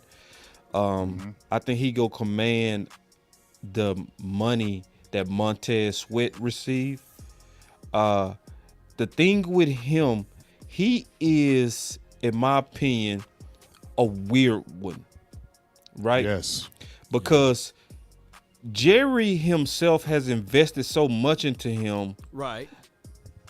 I can see where you want to overpay because you're like, damn, we put years into finally getting Right. this. Big fact. You know what I'm saying? And for you just to walk away. To let you just walk away. Now, it would take some real balls and moxie. Now, I know Steven could walk away, but will Jerry walk away? This is one Jerry might put his It's foot a down tricky on. one. This Yeah, is a tricky this is one a because they tricky- worked this is a so tricky one hard. to me. Yeah, Yep. they invested years. They invested their reputations. They just let this man stay around, and they kept paying him just for the opportunity of what they having now. This is tricky. I would hope, to be honest. Let me ask you this though before you say that: is it Yeah. trickier than, dare I say, than paying Jalen? Remember they paid Jalen Smith.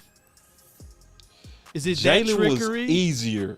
It was I think easier it's trickier because because Jalen. of mental. This is mental to me. Yeah, this is mental. Yeah, because this is almost like, in my opinion, see, Jalen was like ready to give a team-friendly deal because he was injured, right? So he lost millions not being a top 5 pick like he was projected to be. So when he got a chance to say, okay, you can get millions again, he jumped at it.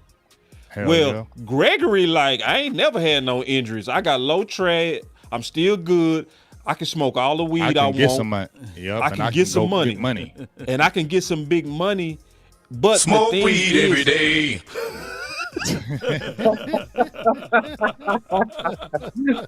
You said it, I had to hit it.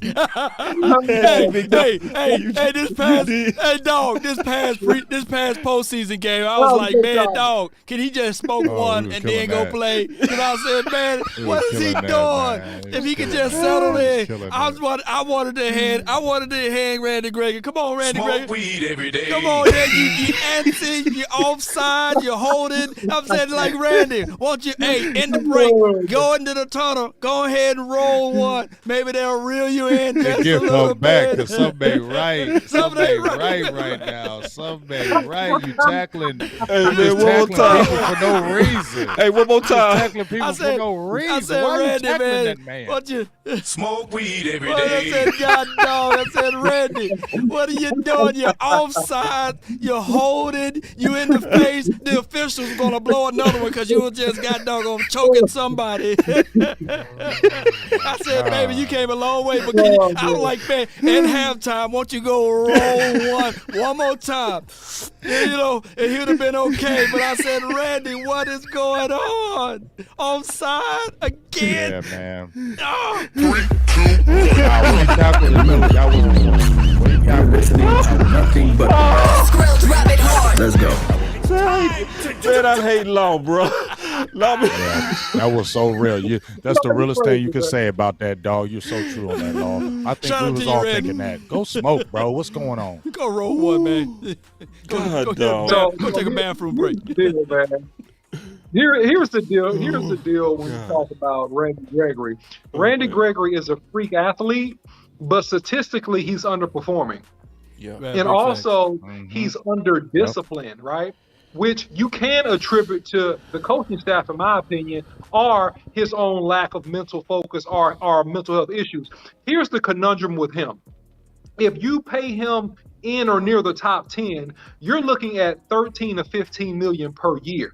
Right. So that's what he would command in the open market. So I don't believe that you can re-sign Randy Gregory for less than about 13.5 to 14 million dollars a year. I think in an open market he can command 15 to 16 a year, because let's look at the top 10 paid defensive ends. Okay, here's the deal. And Send me that link. At 30? Send me that link, OC, if you can. At 30? Okay, I'm gonna send you the link, bro. Huh? At 30? He's 30. Yeah. Yeah, at 30, man. Go ahead, at go 30, ahead. because pressure. Yeah, at 30 years old, because pressure and pass rush is a premium. So your top per year average guy in the league right now, deservedly so, by the way, I would say, is Myles Garrett at 25 mil. Okay? Then you got DeMarcus Lawrence. Then you got Leonard Williams. Then you got Frank Clark. Then you got Cameron Jordan. Then you got D4 for the 49ers. Then you got Eric Armstead for the 49ers. He makes $17 million a year. He's averaging $17 million a year. That's Eric Armstead, okay? Now, here's a no-name guy who most of them don't even know about, who I don't even think is that good. Trey Hendrickson, defensive end for Cincinnati. You don't think he's that good? Trey pretty good. Right. He makes He's 15 all right. million a year. He's a sack guy, though. Like, he gonna he's get you a some sack guy. sacks. But, yeah, Okay, stopping the run. Carl Lawson, Yeah. 15 million. Okay, look. Danielle Hunter, $14.4 million a year. That rounds out your top 10. Yeah. What you think he gonna get on the open That market? rounds out OC, But what look you at gonna get on the open those market? numbers got him that contract, though. That's what I'm saying. You just said OC, right? He could command that, but he underperformed. He only got, 6, 7 sacks this year? Yeah, I mean, that's pretty good. I mean, with the amount of games that's he pretty played. good for the amount of games he played. But we can also say, you know, we can what, also pass say you rushers are miss premium. games. Right. You miss games. So the Dallas But Cowboys got leverage. Listen, let me ask you this though, boss, and you guys. I think do you think do you think these other teams will still look at the mental history too? No. Not No. at this Think so. point. Not At this all. point. Yeah, and the reason I say no, Okay. because we know how the league is. Whatever they can get away with, they go get away with it. See what I'm saying? So they'll take they'll take balls with issues. You know what I mean? Okay. And pay balls with issues. But this is what I hope happened. It's in your DM, boss cowboy. Okay. This is what I hope happened. I hope that Randy and the Cowboys come together to truly meet in the middle. Because we know how Steven go do. Oh, yeah. He go demand what? Team friendly. He go demand it. But in this case, in this rare case, I think they almost can demand it. Because they've been very patient with him. He could have been out the league. OC ain't feeling that. No, you're thinking in terms of reasonability, and you're talking in terms of we did you a solid, help us out. But the OC is talking straight business, okay? And so in Hold this on, world, you man, finna be cutthroat, OC? You ain't what? no, Yo- I'm not about to be cutthroat, but the representation seems already Gregory. I'm telling you straight business. Right. Get it? If you gonna win back, you gonna win back. You gonna win back, boss Cowboy. I'm gonna You about look to back. win back All right right, now. all right. Let me You gonna see. win back. So listen, man. If I'm his free agent, if he's a free agent, if I'm his representation, I'm not going team friendly because of the fact that he is about 30. You only got 3 to 5 prime years left, Randy. We got to maximize this contract right now. What about your family? What about your child? So we need to get what we can get right now. Okay. And we're not taking no 8 million a year or 10 million a year. I'm better than Danielle Hunter that plays for the Minnesota Vikings. I'm Based better on than him. what? Shoot. I'll What? take Danielle Hunter right now. You ain't missed. You missed Yeah, half you your ain't even career. played. I'll You take missed half Danielle your- Hunter. Your just first good full season, talent-wise. second full season. Yeah, I know what you're saying, listen, but I'm like, if I'm Jerry and them, I'm like, huh? I'm You like, better ain't based even on been what? playing. Wait Yeah. a second. How I'm you giving better- you the argument of his team. I'm giving you the his argument. No, I'm agent with you. argument. I'm arguing like I'm Jerry. Right. Well, to me, my upside and my potential is better. So I at least deserve 14 million. Yeah, you don't You can't okay, pay me deserve. 12 million. You You're just not what? getting- You don't Right, deserve and that's what- nothing. And- You right, deserve. and that's You when should be Jerry and kissing Steven our gonna be ring, like, homeboy. Yeah. You could be That- out the that- league. exactly. We the If ones it wasn't who talk for like us, a you home- wouldn't be still be in the league. you wouldn't even be in the league without Dallas. That's Jerry Y'all and I'm talking like Steven. fans. And I'm You talking talk like like Steven fans. right now. I'm talking like Steven All right. right now.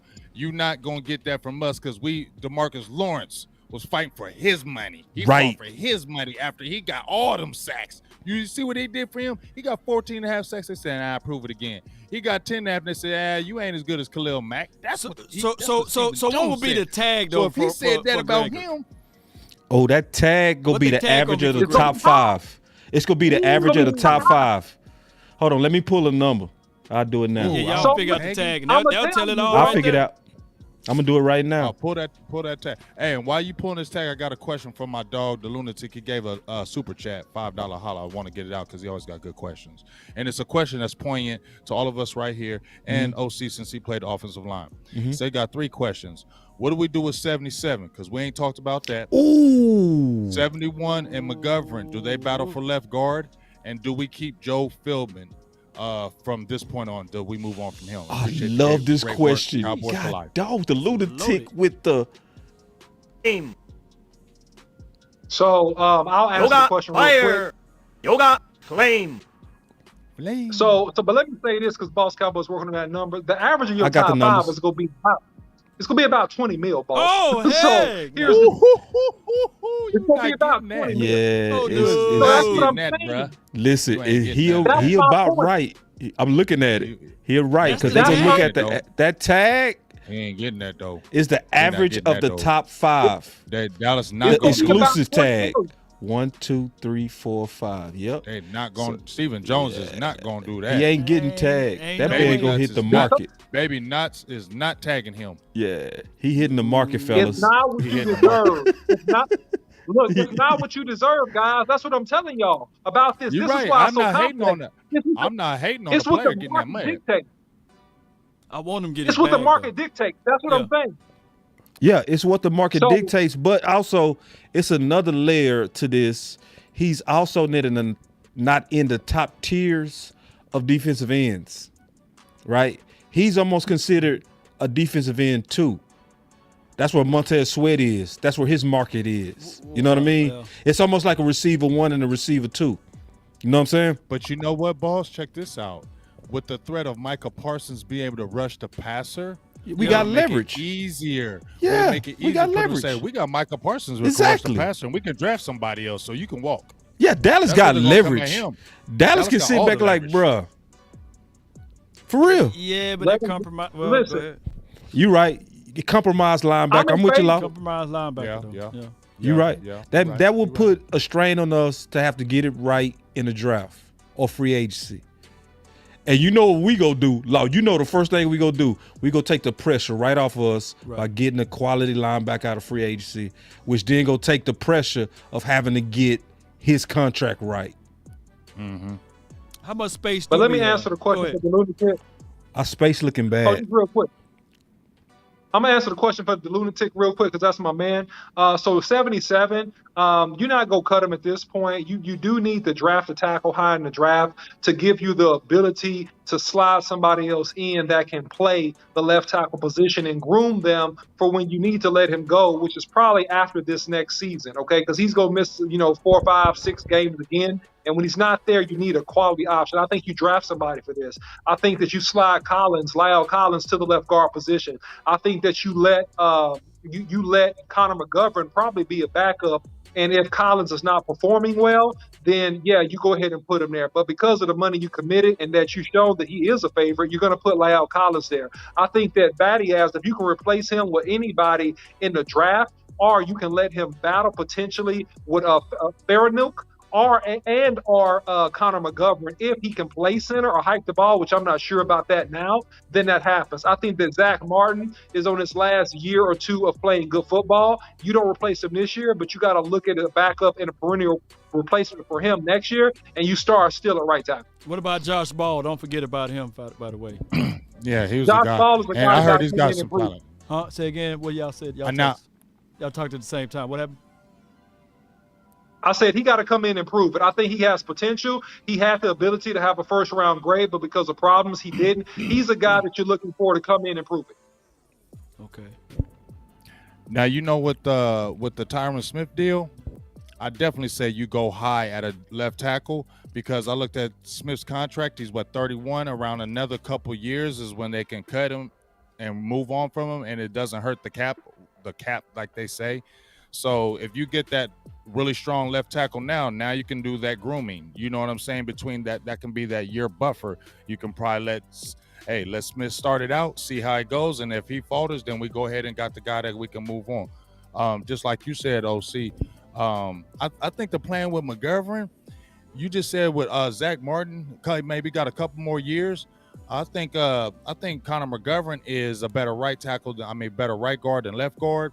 He played better at right guard than left guard. They had him at that backup position when Lyle Collins came back, and y'all were talking about look at the depth chart. They had Lyle Collins as a backup left guard, and they had Connor McGovern as the backup center and the backup right guard. So to me, if they really like Connor McGovern, they kept him away from trade. I say that you really insert that Lyle Collins thing or draft somebody.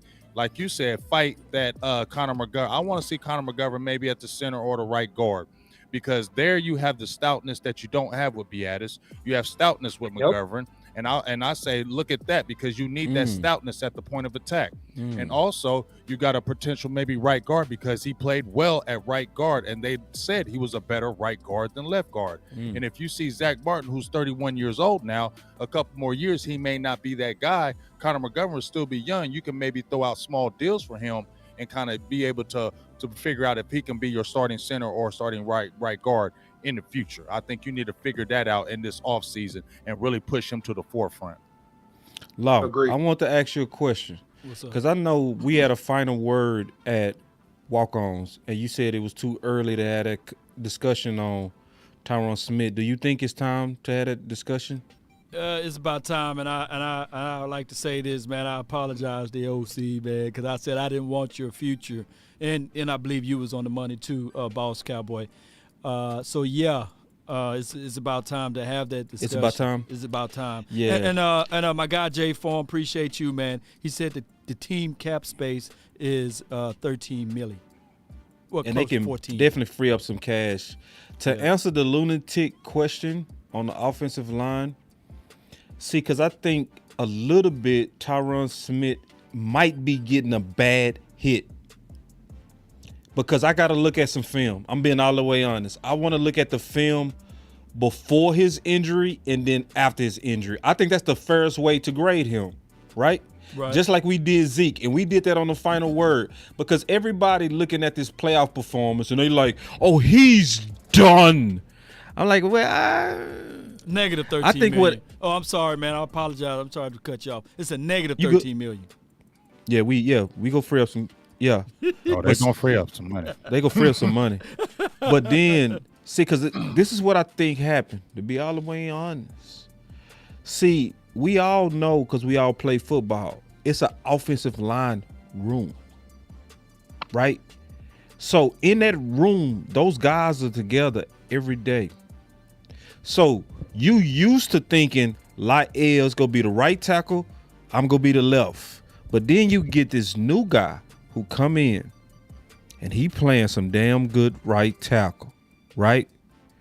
And you see it get hot on your guy, your friend Lyell, right?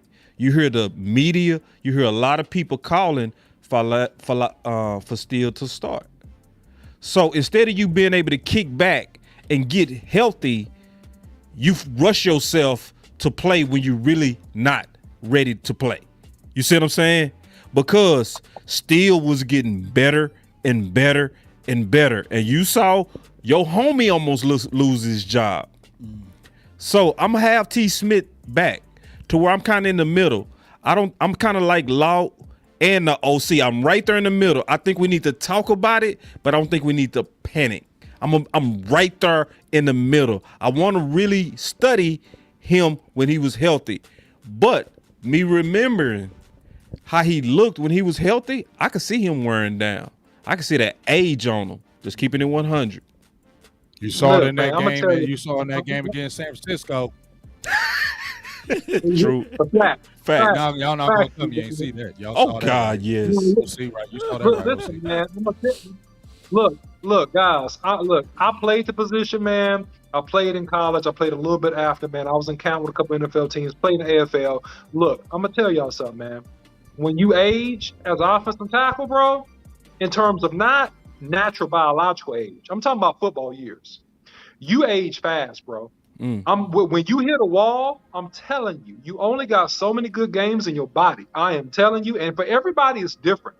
And Tyron Smith has had a fantastic career. He is nearing the end of the amount of good games he got left in his body. And it's going to be a travesty to watch him play where he is not who he really is, who he was at the top of his game, who he was as an all-decade type player. It will be a travesty. And I'm saying it out of respect and out of love for him and the art of playing offensive line. It will be a travesty to wait until he's at the end and you can just clearly see he's like a Bob Whitfield. If you guys remember him, who played for the Atlanta Falcons, who he just had nothing left in the tank and he That was got number beat for 5 70, right? Or seconds in the game. 71. Yeah, number 70. He was a great offensive lineman. And they waited to the end. And then they just took him out of the game. He got cut at the end of the year, and he didn't play football again because he even shook his head on the sideline. I'll never forget this Atlanta game. And he was just like, I ain't got nothing left. He said that to his coach on the sideline. He said, I ain't got nothing left. And you could see his mouth. He was like, that's it. That's all I got. And I'm telling you, out of respect and the greatness of his career, that man, respectfully, he's coming to the end of what he got in terms of good games. And so make preparations now. I think he got another year of really good games left, but I think he's going to get injured because he just got too much wear and tear in that body, man. And I'm sorry. That's What about this guy like Andrew Whitworth as an offensive lineman? How is he able to do that? Yeah. You know, Yeah. Did he take a year well, off? he's Good question, Law. Hold on real quick. Let me get Law perfect. He damn didn't it. have back injuries. God damn. Perfect. That's a good question, Law. Good one. Andre Whitworth is an anomaly in the sense that he's an anomaly, man. Everybody's body is different. He lives in LA, and I also think he does a lot of like exotic like stretching in the offseason, which helps preserve his body, right? Yeah. Like yoga and things like that. It seems weird and it doesn't seem masculine, right? It doesn't seem masculine. But man, when you're trying to preserve your hips and your knees, man, that hot yoga doing stuff like that, it preserves your body. Yeah. Yoga flame. I say ain't nothing wrong with no down with Yoga dog. fire.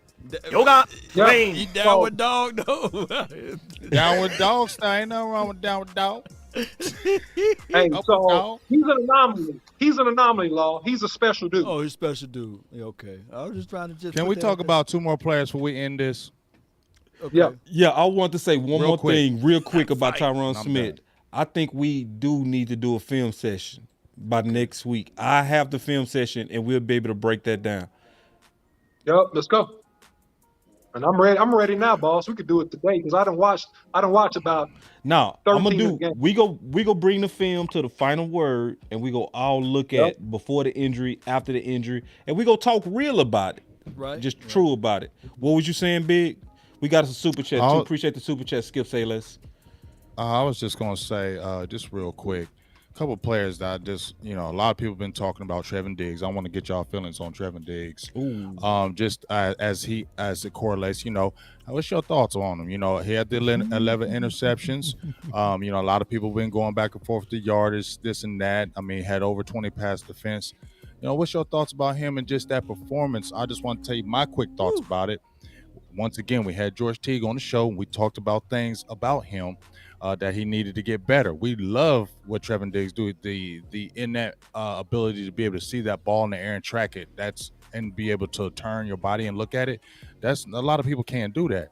But one of the things that was bothering me and George, when me and you talked about it too, boss, was that he doesn't get close to the line of scrimmage and he won't press, and a lot of time he trails. And boss, you played that position. I know you play at a high level. One of the things that bother him, he rounds out those routes. You know how the receivers know how they can get him to round out his routes. And so that's when you can get that cushion where you're getting 10, 11 yards of extra yardage on him. And his tackling is really suspect, man. Did you see a couple of those tackles where he just threw his shoulder? Don't remind me of Debo. Where he threw his shoulder just right into him. We had already been talking about his tackling. People got mad at me when I said, "Oh, y'all saying this about Diggs now?" And I'm like, "Bro, I said he got the highest missed tackle percentage on the team all year." And I said he's got to tackle. And did we talk about on the show? I said those cornerbacks got to hold those edges and they got to tackle. And too many times I'm seeing him coming with the shoulder and not wrapping up, and I'm like, y'all get better now. I'm just asking what's your thoughts on Trevon Diggs. Man, this is my thoughts on him. I think he's amazing. First team All-Pro, I love it, But there's certain receivers that he should not cover. He just shouldn't ever cover. And those are the quick twitch, speedy guys. Look, I don't care what happened, but Brandon Ayuk, that's his first name, right, Brandon? Oh, my goodness. Y'all seen how he cut? You can. I said, Lord, there go my guy Diggs. He's at the top of the route. He hit him on the middle of the field, and he caught him, and he squeezed up top, and I said, man, Ayuk is killing him. And then on the other play, when he hit him with the double move, it's just that Jimmy Garoppolo was trying to throw it to the man on the moon, juxtaposed to Brandon Ayuk. And I said, oh, thank God. Thank God, because that would have made highlights for years. So my thing is, it's like this with Diggs. He can cover those receivers like a what's the Allen kid for the Chargers? Keenan Allen. He can cover those guys. Keenan Allen. I believe he can cover. Look, AJ got him one time, but I think that after that one play, he can cover guys like that with that level of speed against the quote-unquote 49ers. I would have liked to see him on Jennings versus the number one receiver because Debo was too aggressive with him and Ayuk was just too quick with him. So I just look at it like there's certain calibers of receivers he can cover and he can blanket them. He does a wonderful job with that. But don't crucify me, Cowboy Nation. I just calling it what it is. He's not gonna press you up out of there like you said, Big Game James, right? And he's gonna play off ball, and he got great instincts, great instinct as it relates to tracking the ball. But some receivers he just can't cover. And I look at it like this, and I'm not limiting Deion Sanders, but what they did with the scheme of Deion, they would put Deion over the number 2 receiver and shut that field down, right? And let the other guys roll coverages and cover the number 1, and that worked out for Prime. So maybe, just maybe, when you line up Diggs, you still put him on the short. You still put him on those guys, but don't put him on the quick twitch, fast, take the top off the defense guys. That's my thoughts. Diggs is nice though. I want to show y'all something real quick. I just pulled this up. Watch this. Who we playing, where we at, they're going to be ready. Oh, okay. Since you're talking mindset, let me segue this thing in. I'm taking over, boss. My bad, dog. No, hey, but we're gonna segue since he's talking mindset, mental. See, I like it when you able to do this because now we can get right into it, baby. I'm talking mindset. There's a brother from another mother, no other. Don't look like Danny Glover, but his name is Trevon Diggs. Talk to me about the mindset that you got a chance to work with. All right, now this is before the Arizona game. Right. Yo, see, I'm crunk, baby. I'm with a legend right here, baby. I'm So crunk with it. I had a little bit of time to spend with the Cowboys doing the OTAs. Yeah. One of the things I saw about my man Diggs was he had that mindset we talked about. So he was actually got beat a couple times in practice or whatnot. I went over to him and started trying to speak to him because I could tell his mind was not in the right spot. But he kind of checked me real quick because he was like, no, I'm not real good with getting beat. I'm not real good. I don't care who it is or how much money they're making or whatnot. My standards are better than that. And I knew at that point that, hey man, this guy got a chance to be able to do something great. And we're seeing that now, right? Now he does stuff better than anybody else, playing the ball. His technique ain't all the way. It ain't as good. That's why I played this, big.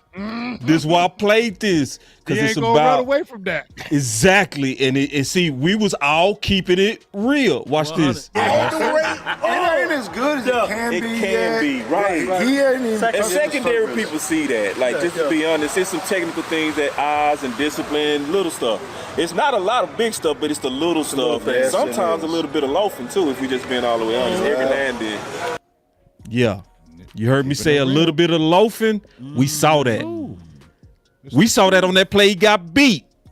Yep. Right? He was loafing and he He got was up on him and loafing, he was bro. Like, oops. He was But like, hey, he covered. He See, covered people him tried to act He like I covered was him well hating. across the hook though. He covered him well across the deep crosser. He did. He did. No, Yeah, you gotta he give did. him on that. But I was just being honest by yeah. saying occasionally, and we Yeah. just being honest, like on, because he's a year two corner. Yeah, so he go get better, which is crazy. Yes. You know, Yes. Big Game James, we had this talk in the offseason. He put him at his breakout player. I said, and he was right, because he sure enough broke out. I said year 3 would be likely because most corners get better by year 3. He just broke out year 2, but he still got some year 2 issues. So to look at it in balance, we saw a mixture of super breakout in ball skills, but some technical issues, and just being honest, like I said then, lazy on some time. Just straight up. And that's me looking at you based on what you doing. When that dude beat you, you get lazy on the route. You gave up on the route, and we looking at it. Now, we telling the truth.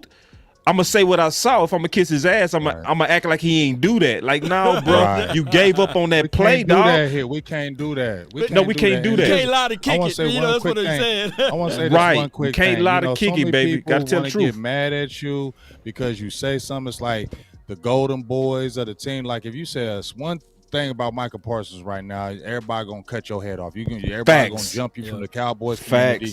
They're gonna beat you up. You can't say nothing bad about Michael Parsons right now. He's the golden child. Because let's tell the truth, Michael Parsons got another gear. Yeah, he still got to get better too. He got a whole nother gear he can hit. Still got See, when they great, big, they don't coach them. Right. When they great, you see who the person that can actually go to Michael Parsons and tell the truth.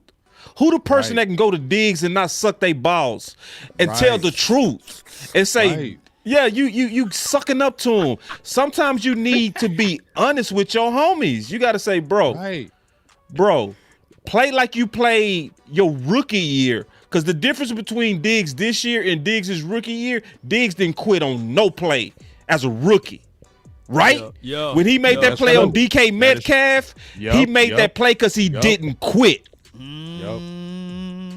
And see, and we just gotta tell the truth, like, bro, you good, but there's also a whole nother level in you where you can even be better. Don't rest on that. Push yourself. Yeah, don't rest push on yourself. what you just did. continue to do the small things. The small because things. That's what's going to make you great. Right. Yeah, we see all the interceptions, but like we've been talking about, if you getting that technique down even better, because we've been harping on getting that technique down, getting better at tackling. Yeah. Dog, when people are saying you elite now, like you said, boss, year 3, if you get those things down in year 3, oh my man. God. Now we're talking about super lockdown, because Super this guy lockdown. can do whatever. Now that's when the teams say, I ain't throwing that way, because guess what? He ain't just gambling. He got every phase of the game down. So now I ain't gonna just be throwing Diggs' way, because I don't care what anybody said. Look at his targets. Teams didn't run away from Trevon Diggs targeting him. That's just the truth. Wait. Yup. And just to say this one thing, just to pivot just a little bit. The same could be said with number 4. I just think that Doug Nussmeier and Kellen Moore, I didn't see no chastisement. I didn't see why the heck you throw the ball away. I didn't see 1, 2, 3, get the ball out. I didn't see that coaching on the sidelines or that communication. I used to see even when Troy, when he messed up, you see the phone call. He had to go pick up the phone and say, hey, man, what's going on? And I know that was because the offensive coordinator was in the box at the time. But what I'm trying to say is, Cowboy Nation wasn't scared to tell him. No, it wasn't scared to tell those boys that. And you can't be in a situation whereas you're not getting chin checked while the game is going on. That's all I'm saying. I had to touch it a little bit, so all of the Dak Prescott apologists, don't come after me. I'm not hating on Dak. These are just the same thing with what we said about Trevon Diggs. The same thing we were saying about the other players. That you got to have someone on the sideline chin checking somebody. That's all. That's all. And that's what John. That's what John Kidner did. That's what John Kidner I'm from the old school. It ain't no loafing on the field, big dog. No, never. When you on the field, you always at 100%. I'm like Rod Marinelli. When you on the field, you sprint between the whistles. Period. Because luck happens when you hustle, and that's true, bro. Right. Luck happens. He wouldn't have never knocked out that ball from DK Metcalf if he would have quit. He didn't hustle. Right. So it's like, nah, bro, like, and we just can't be, and I know we not, but what I'm hoping is not around them is a bunch of sycophants. You know, people that like to suck up to you. I call it beta males, man.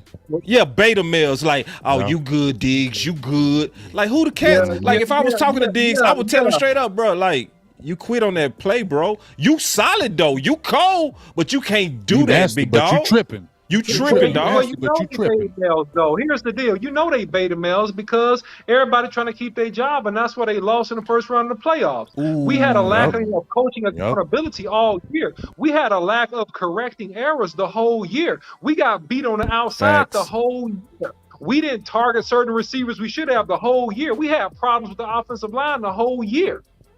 So we know it was beta males not doing what they needed to do to correct things going on in organizations. So you don't got to guess if it was beta males. You know it was beta males. And the problem that's what is Jerry loved bringing in. The unsullied. The little foxes spoil the vine. The little foxes spoil the vine. So when you talk about Trevon Diggs, you see a guy, and I said this on the show on Boss Cowboy Sports. I said I project him to probably have a Pro Bowl year. Talking about Diggs, I said that earlier before the season started. But at the end of the day, man, when we get beat on double moves and when we don't tackle, then hey, man, you know it's a part of a microcosm of a larger problem. Oh my God, man! Hey, man, I was watching Game of Thrones. I'm so late, man. But they got this dude named Grey Worm, man. He was an Unsullied. And one of the most beautiful ladies on Game of Thrones. Oh my God. He was falling for her. Even that's Unsullied. my girl. Maserati my or God. something. The Sunday, the finest thing on Game of Thrones. She's so fine. Did you get to the part where they showed it, big dog? God, man. They showed it. I was like, ooh. Hold on. Let me go back. That hurt me, man. I said that doggo. Ooh, that hurt. When he have the tools he needed at the time. Oh, so with the Unsullied, what they do, let me explain the Unsullied. See, the Unsullied in Game of Thrones was some military guys that they wanted them to be so dedicated to fighting that they cut their junk off to make sure they had no kind of thoughts but war. But them dudes was freed by somebody on the show. So they was free men and they was able to date women, but they didn't have no. They was betas. they didn't have no meat. So it was, so when it was time and this girl was like, I'm talking about, this is real true story. She was one of the finest women I've ever seen. I was like, ooh, when they showed her from behind, I was like, and they just sitting there looking. Yeah, and he couldn't do nothing about it. That's kind of like the Dallas Cowboys, and that's on the cool. Man. That's on the cool. I think everybody hit on some solid points with that. Oh my God. That we got and I think Jerry created it, keeping it real. Oh my God. And Law said it best. We got an unsullied organization. Oh, most of the men, we don't have meat. No. Where's the beef? Y'all remember that? No commercial? meat. Where's the beef? No meat. You got no meat. Listen. Now, Big, did you say? Now, did I hear you say? Big, did I hear you say? I just want to be clear. Did I hear you say that you had a guest that told you saw our head coach not even talking? Say one damn word in the meetings. Oh my God. Just sat there. Mm-hmm. And that's when them spider senses started tingling. Talk, bro. Talk, man. Talk. Them spider senses started tingling because I'm like, what? Now that's concerning because this dude, because as I said before, man, he got blessed in because I think that's what's a part of the problem with the organization, right? Kellen Moore got blessed in when Mike McCarthy came over, right? You know what they probably told him? Yeah, you can bring whoever you want, but you're keeping Kellen Moore. That right there messed it all up. Because they was like, that's our boy Wonder. He emasculated. That's our boy Wonder. Yeah, so you ain't really the man here. Look at me, baby. Because you can't bring in your whole staff. Yeah. You can only have who we say. Yeah. You right. Emasculate. Yep. So final words. Failure, and guess what? Go ahead. I'm just hoping that he doesn't become the lame duck coach next year. Because if you looked at Mike McCarthy's record in his first 3 years when he became a head coach, I know there was a changeover from Brett Favre to Aaron Rodgers, but he was 8-8. They had the 13-3 season. Then they had the big disappointment, and then they fell off the next year. So I hope that doesn't happen and he becomes a lame duck coach and Dallas suffers because of it. Listen, one of the things I'm going to say before we get in the final word, this is the benefit of having independent podcasters right here. Straight up. This is the benefit because we can say what others can't say, bro. That's just straight up. Yeah, you know what I'm saying? That's real. Straight business. And see, the people that's really trying to sound the alarm is us. It's a lot of fake alarms going on, a lot of fake solutions, but ain't nobody talking about the core like us. Yeah, because even before we start talking smoke about alarms that got the beeps. Right. Because a lot of people they go start talking about X's and O's. We need to do this. We need to draft this. It's draft season. Oh, I can't wait to draft season. I'm gonna be going hard on. Fuck this draft stuff, man. Excuse me. Forgive me for cursing. Oh yeah, we did. You did just cuss. My you bad, did y'all. say F. You said the F word. You My said bad. it. I'm so sorry, y'all. Forgive me. But listen. Shame.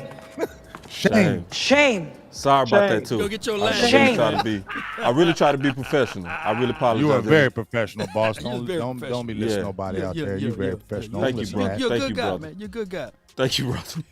He good. That man Before good. we get into the X's and O's and all that kind of stuff, we do got to talk about the culture. You know what I'm saying? Because they snuck us. They did, bro. We slumped us really again. did. I swear to God, we really did. Thought we was really Try to give him thinking. props. We was thinking, oh, Jason Garrett is gone. Start the celebration. The whole time we was celebrating Jason Garrett. Right. The whole time the OC said it. They snuck a freaking Trojan horse, bro. Man. There he is. Got us. Got us. Again. Got us again. So Sneaking out at night. yes. And that's why I tell everybody, I don't care where you watching. Some of y'all watching on Big Game James channel. A lot of y'all watching on Law. A lot of y'all watching on Boss Cowboy Sports. I don't care where you watching us. Share it. Sharing is caring. Share it. Because, see, y'all know we telling the truth, and y'all know most don't talk like this. You ain't hearing this. Share. But being honest, you don't hear this, bro. You don't. Not this real. Nah. It's real over here, man. Yeah, it's real. We can just tell the truth. Just keeping it straight up. OC just made up a whole new damn segment here today. Straight business. And I'm buying a shirt. I'm getting a t-shirt. Matter of fact, I'm gonna get all y'all shirts. I need a hat. It's gonna say hashtag straight business. So yeah, when I we go gonna make a need to have it before I go business. to Oxnard. So when I go to Oxnard, when they see Law Nation, they see the beard. You know what I'm saying? They see the hat on. It's gonna say straight business with the beard, with the shirt to say one way or another. I need that because I'm gonna go out there. It's gonna be straight business. Hey, I hope I can get it out there so I can go to the Senior Bowl. Straight business. I got you, bro. I got you. I'm getting them made. I'm gonna start working on it tomorrow. Yeah. Because at the end of the day, this is my final word, man. You got to decide, okay? And I'll just get into the final word. This is mine. You got to decide, man. Do you want to be popular, all right, or do you want to win championships? You got to decide. Do you want your pride, or do you want victory, right? And so the Bible says that pride comes before the fall, and that if you humble yourself, the Lord will raise you up. And so since we had Jimmy Johnson in the building, our ownership has neglected to truly humble themselves. And it's cost this organization 26 plus long, hard years of no playoff success. And if you humble yourself under the mighty hand of God, he will raise you up at the appropriate time. So if you want to win, stop trying to deceive. Stop trying to manipulate the masses. Stop trying to control what you shouldn't control. Be what you are. Be great businessmen. Be great founders. Don't be GMs. Don't try to control what should be in the hands of another man. And that is my final word. Cowboy Nation, all off season, follow Law Nation, like, share, subscribe. Follow Big Game James, like, share, and subscribe. Follow Boss Cowboy Sports, like, share, and subscribe. Hashtag straight business.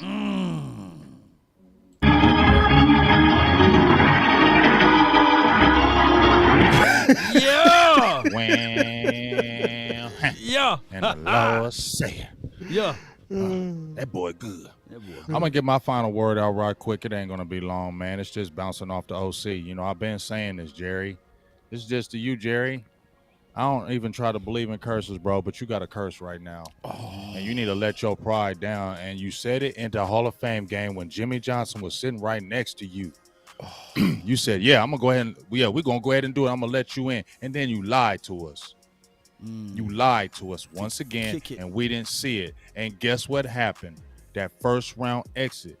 I believe in this curse. Y'all can tell me I'm stupid, dumb, superstitious, goofy, crazy. I don't care. I believe in this curse because that man did help you. Was Jimmy Johnson perfect in this? No.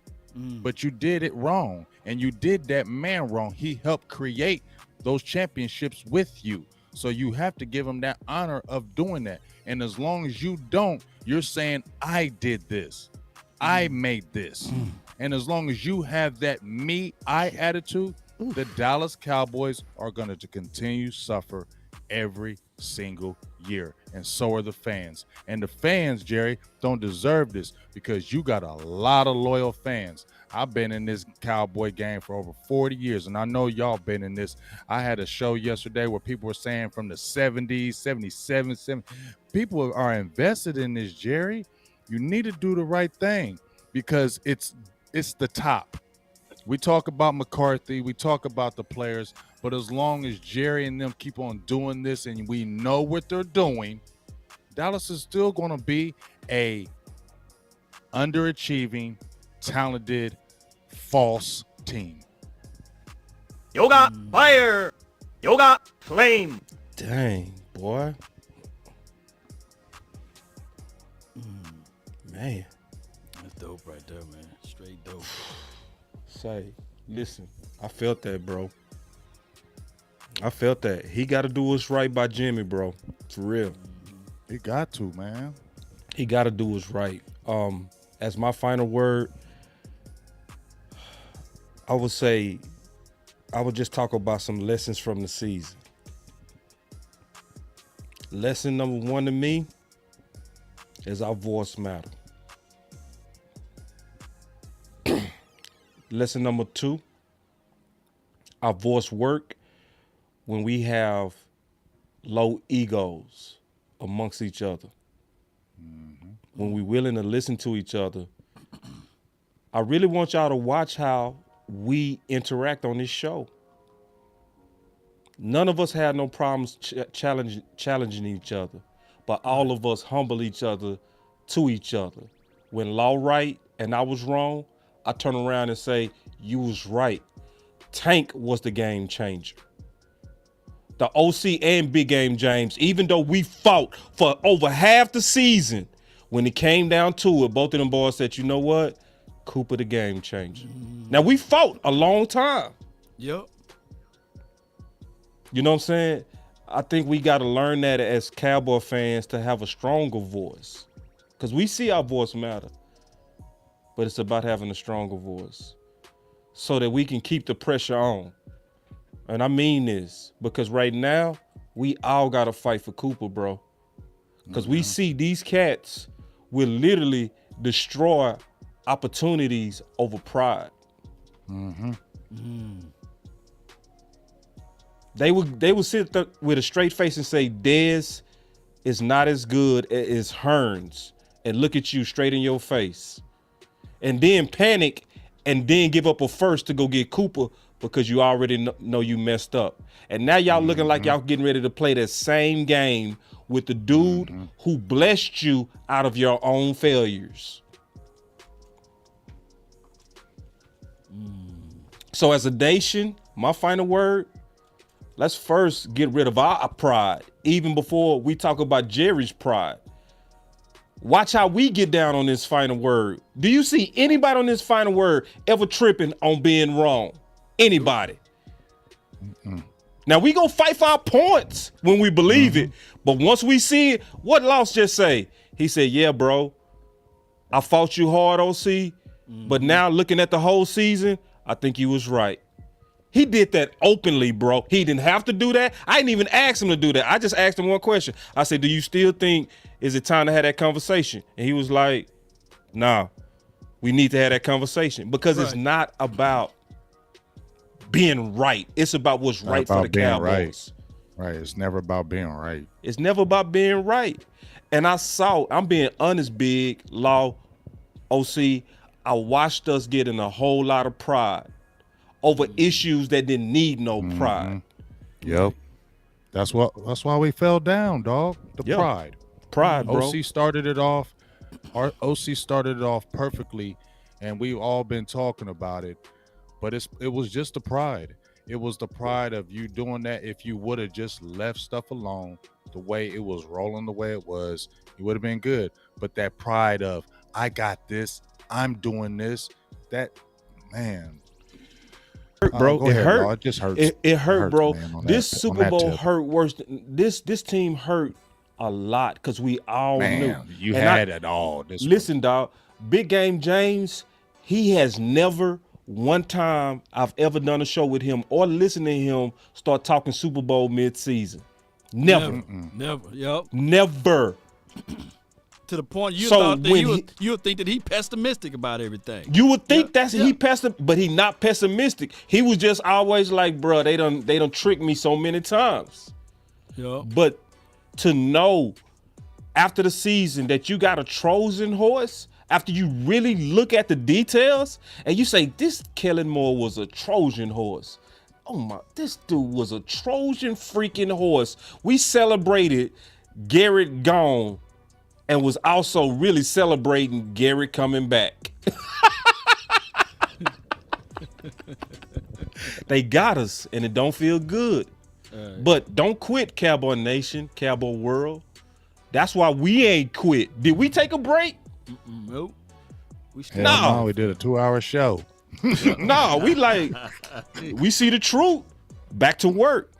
That's why I put on a thumbnail, no damn days off. It ain't no days off, man. No days off.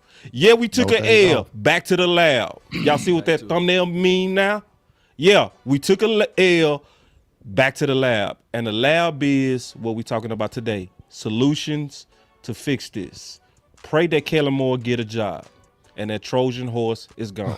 Man, that's a good word. Interview well, please.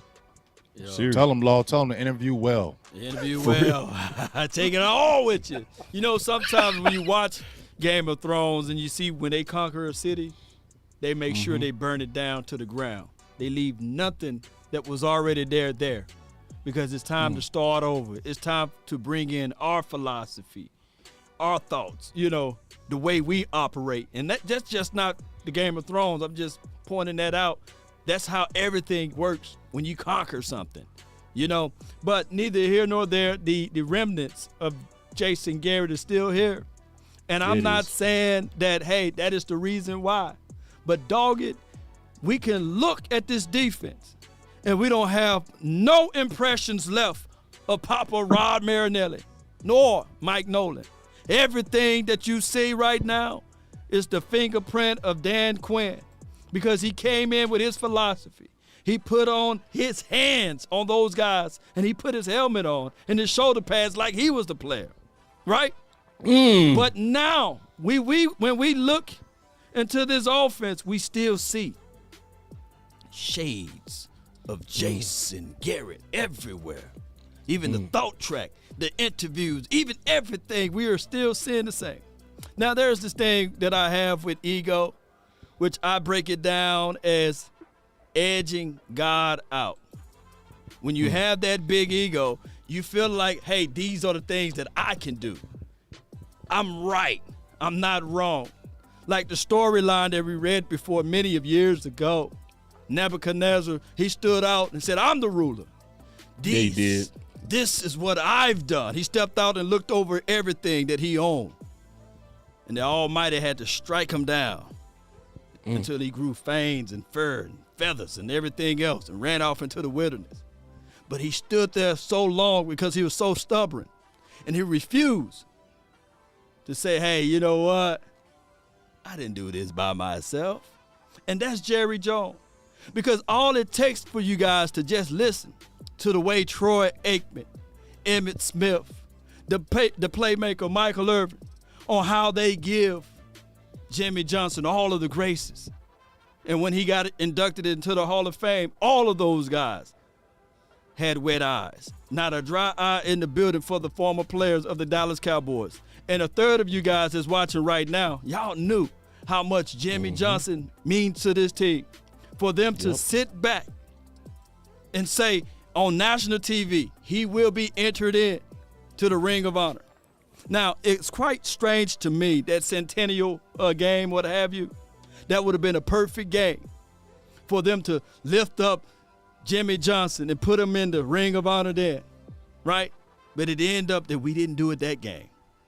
And look how that's when everything become misery for the Cowboys. That's when everything became the wastefall of not being the same Cowboys before that time frame.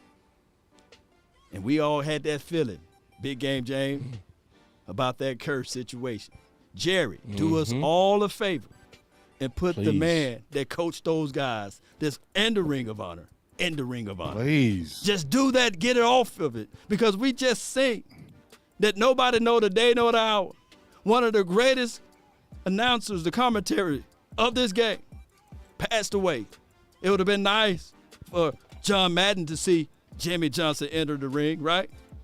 Nobody know, man, when it's your time. That's all I'm saying, Cowboy Nation. The off season is long. I'm not going to turn off the light because I'm going to still burn the midnight oil. I will be doing some film breakdown of Jordan Davis because that's what everybody said. Hey, Law, you got to check out that big boy from Georgia. So I will be doing that. And that's all what I have for this particular heading into the off season. Let's go, Cowboys. Pick your head up We still support this team. We ain't folding up like a wallet or a lawn chair. Let's go. No days off. And shout out to Dak Prescott for apologizing of agreeing with the fans that threw the bottles and all of that stuff at the officials. Because somebody hit me up and said, Law, I was at that game. And even though the people were targeting and throwing the water bottles to the officials and throwing objects to the officials, one of those things hit the cameraman who had nothing to do with it. You see, sometimes people, you got to look at the bigger picture. You got to look at the bigger picture and behave and do better in life. Come on, Cowboy Nation. We got, collectively speaking, I know it's been 25 to 27 years, however, but we got to make sure that we keep our ground and keep our sanity. Yeah, man. Great final word. Shout out to Avo for the super chat, bro. Appreciate you. All right, so let me see which button I'm gonna hit. I'm gonna hit this one.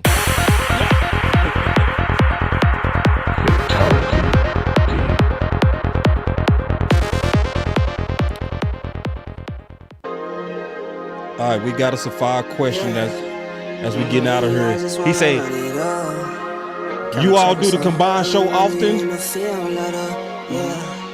Yes. Once a week, every Tuesday. Make sure you there. Yep. So, Jerry, do the right thing. If Jerry do the right thing, do it. Please do the right thing. What do you have to lose? What do you have to lose? I also want to You have say, everything to gain. y'all make sure y'all keep up with all the channels, because this is the time where the best of us shine.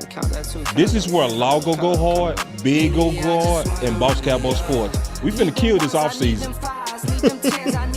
We finna wreck this offseason. Y'all get ready. The final word. Videos, baby. Oh, yeah. To the game. I can sing it now. Y'all made me feel better. You have to get it off your chest, big dog. Yeah, I had to get off my chest. I feel better now. I can probably sing it a little bit. Yeah. I experiment. You just rock what's on the shelf and I'm not feeling it. Come on. For the one, but baby girl, it's not real as this. Can't trust a soul, I keep a hammer, call it too legit. Too legit. I've been really in the field, let her rush, I let her feel. Ratio. Yup.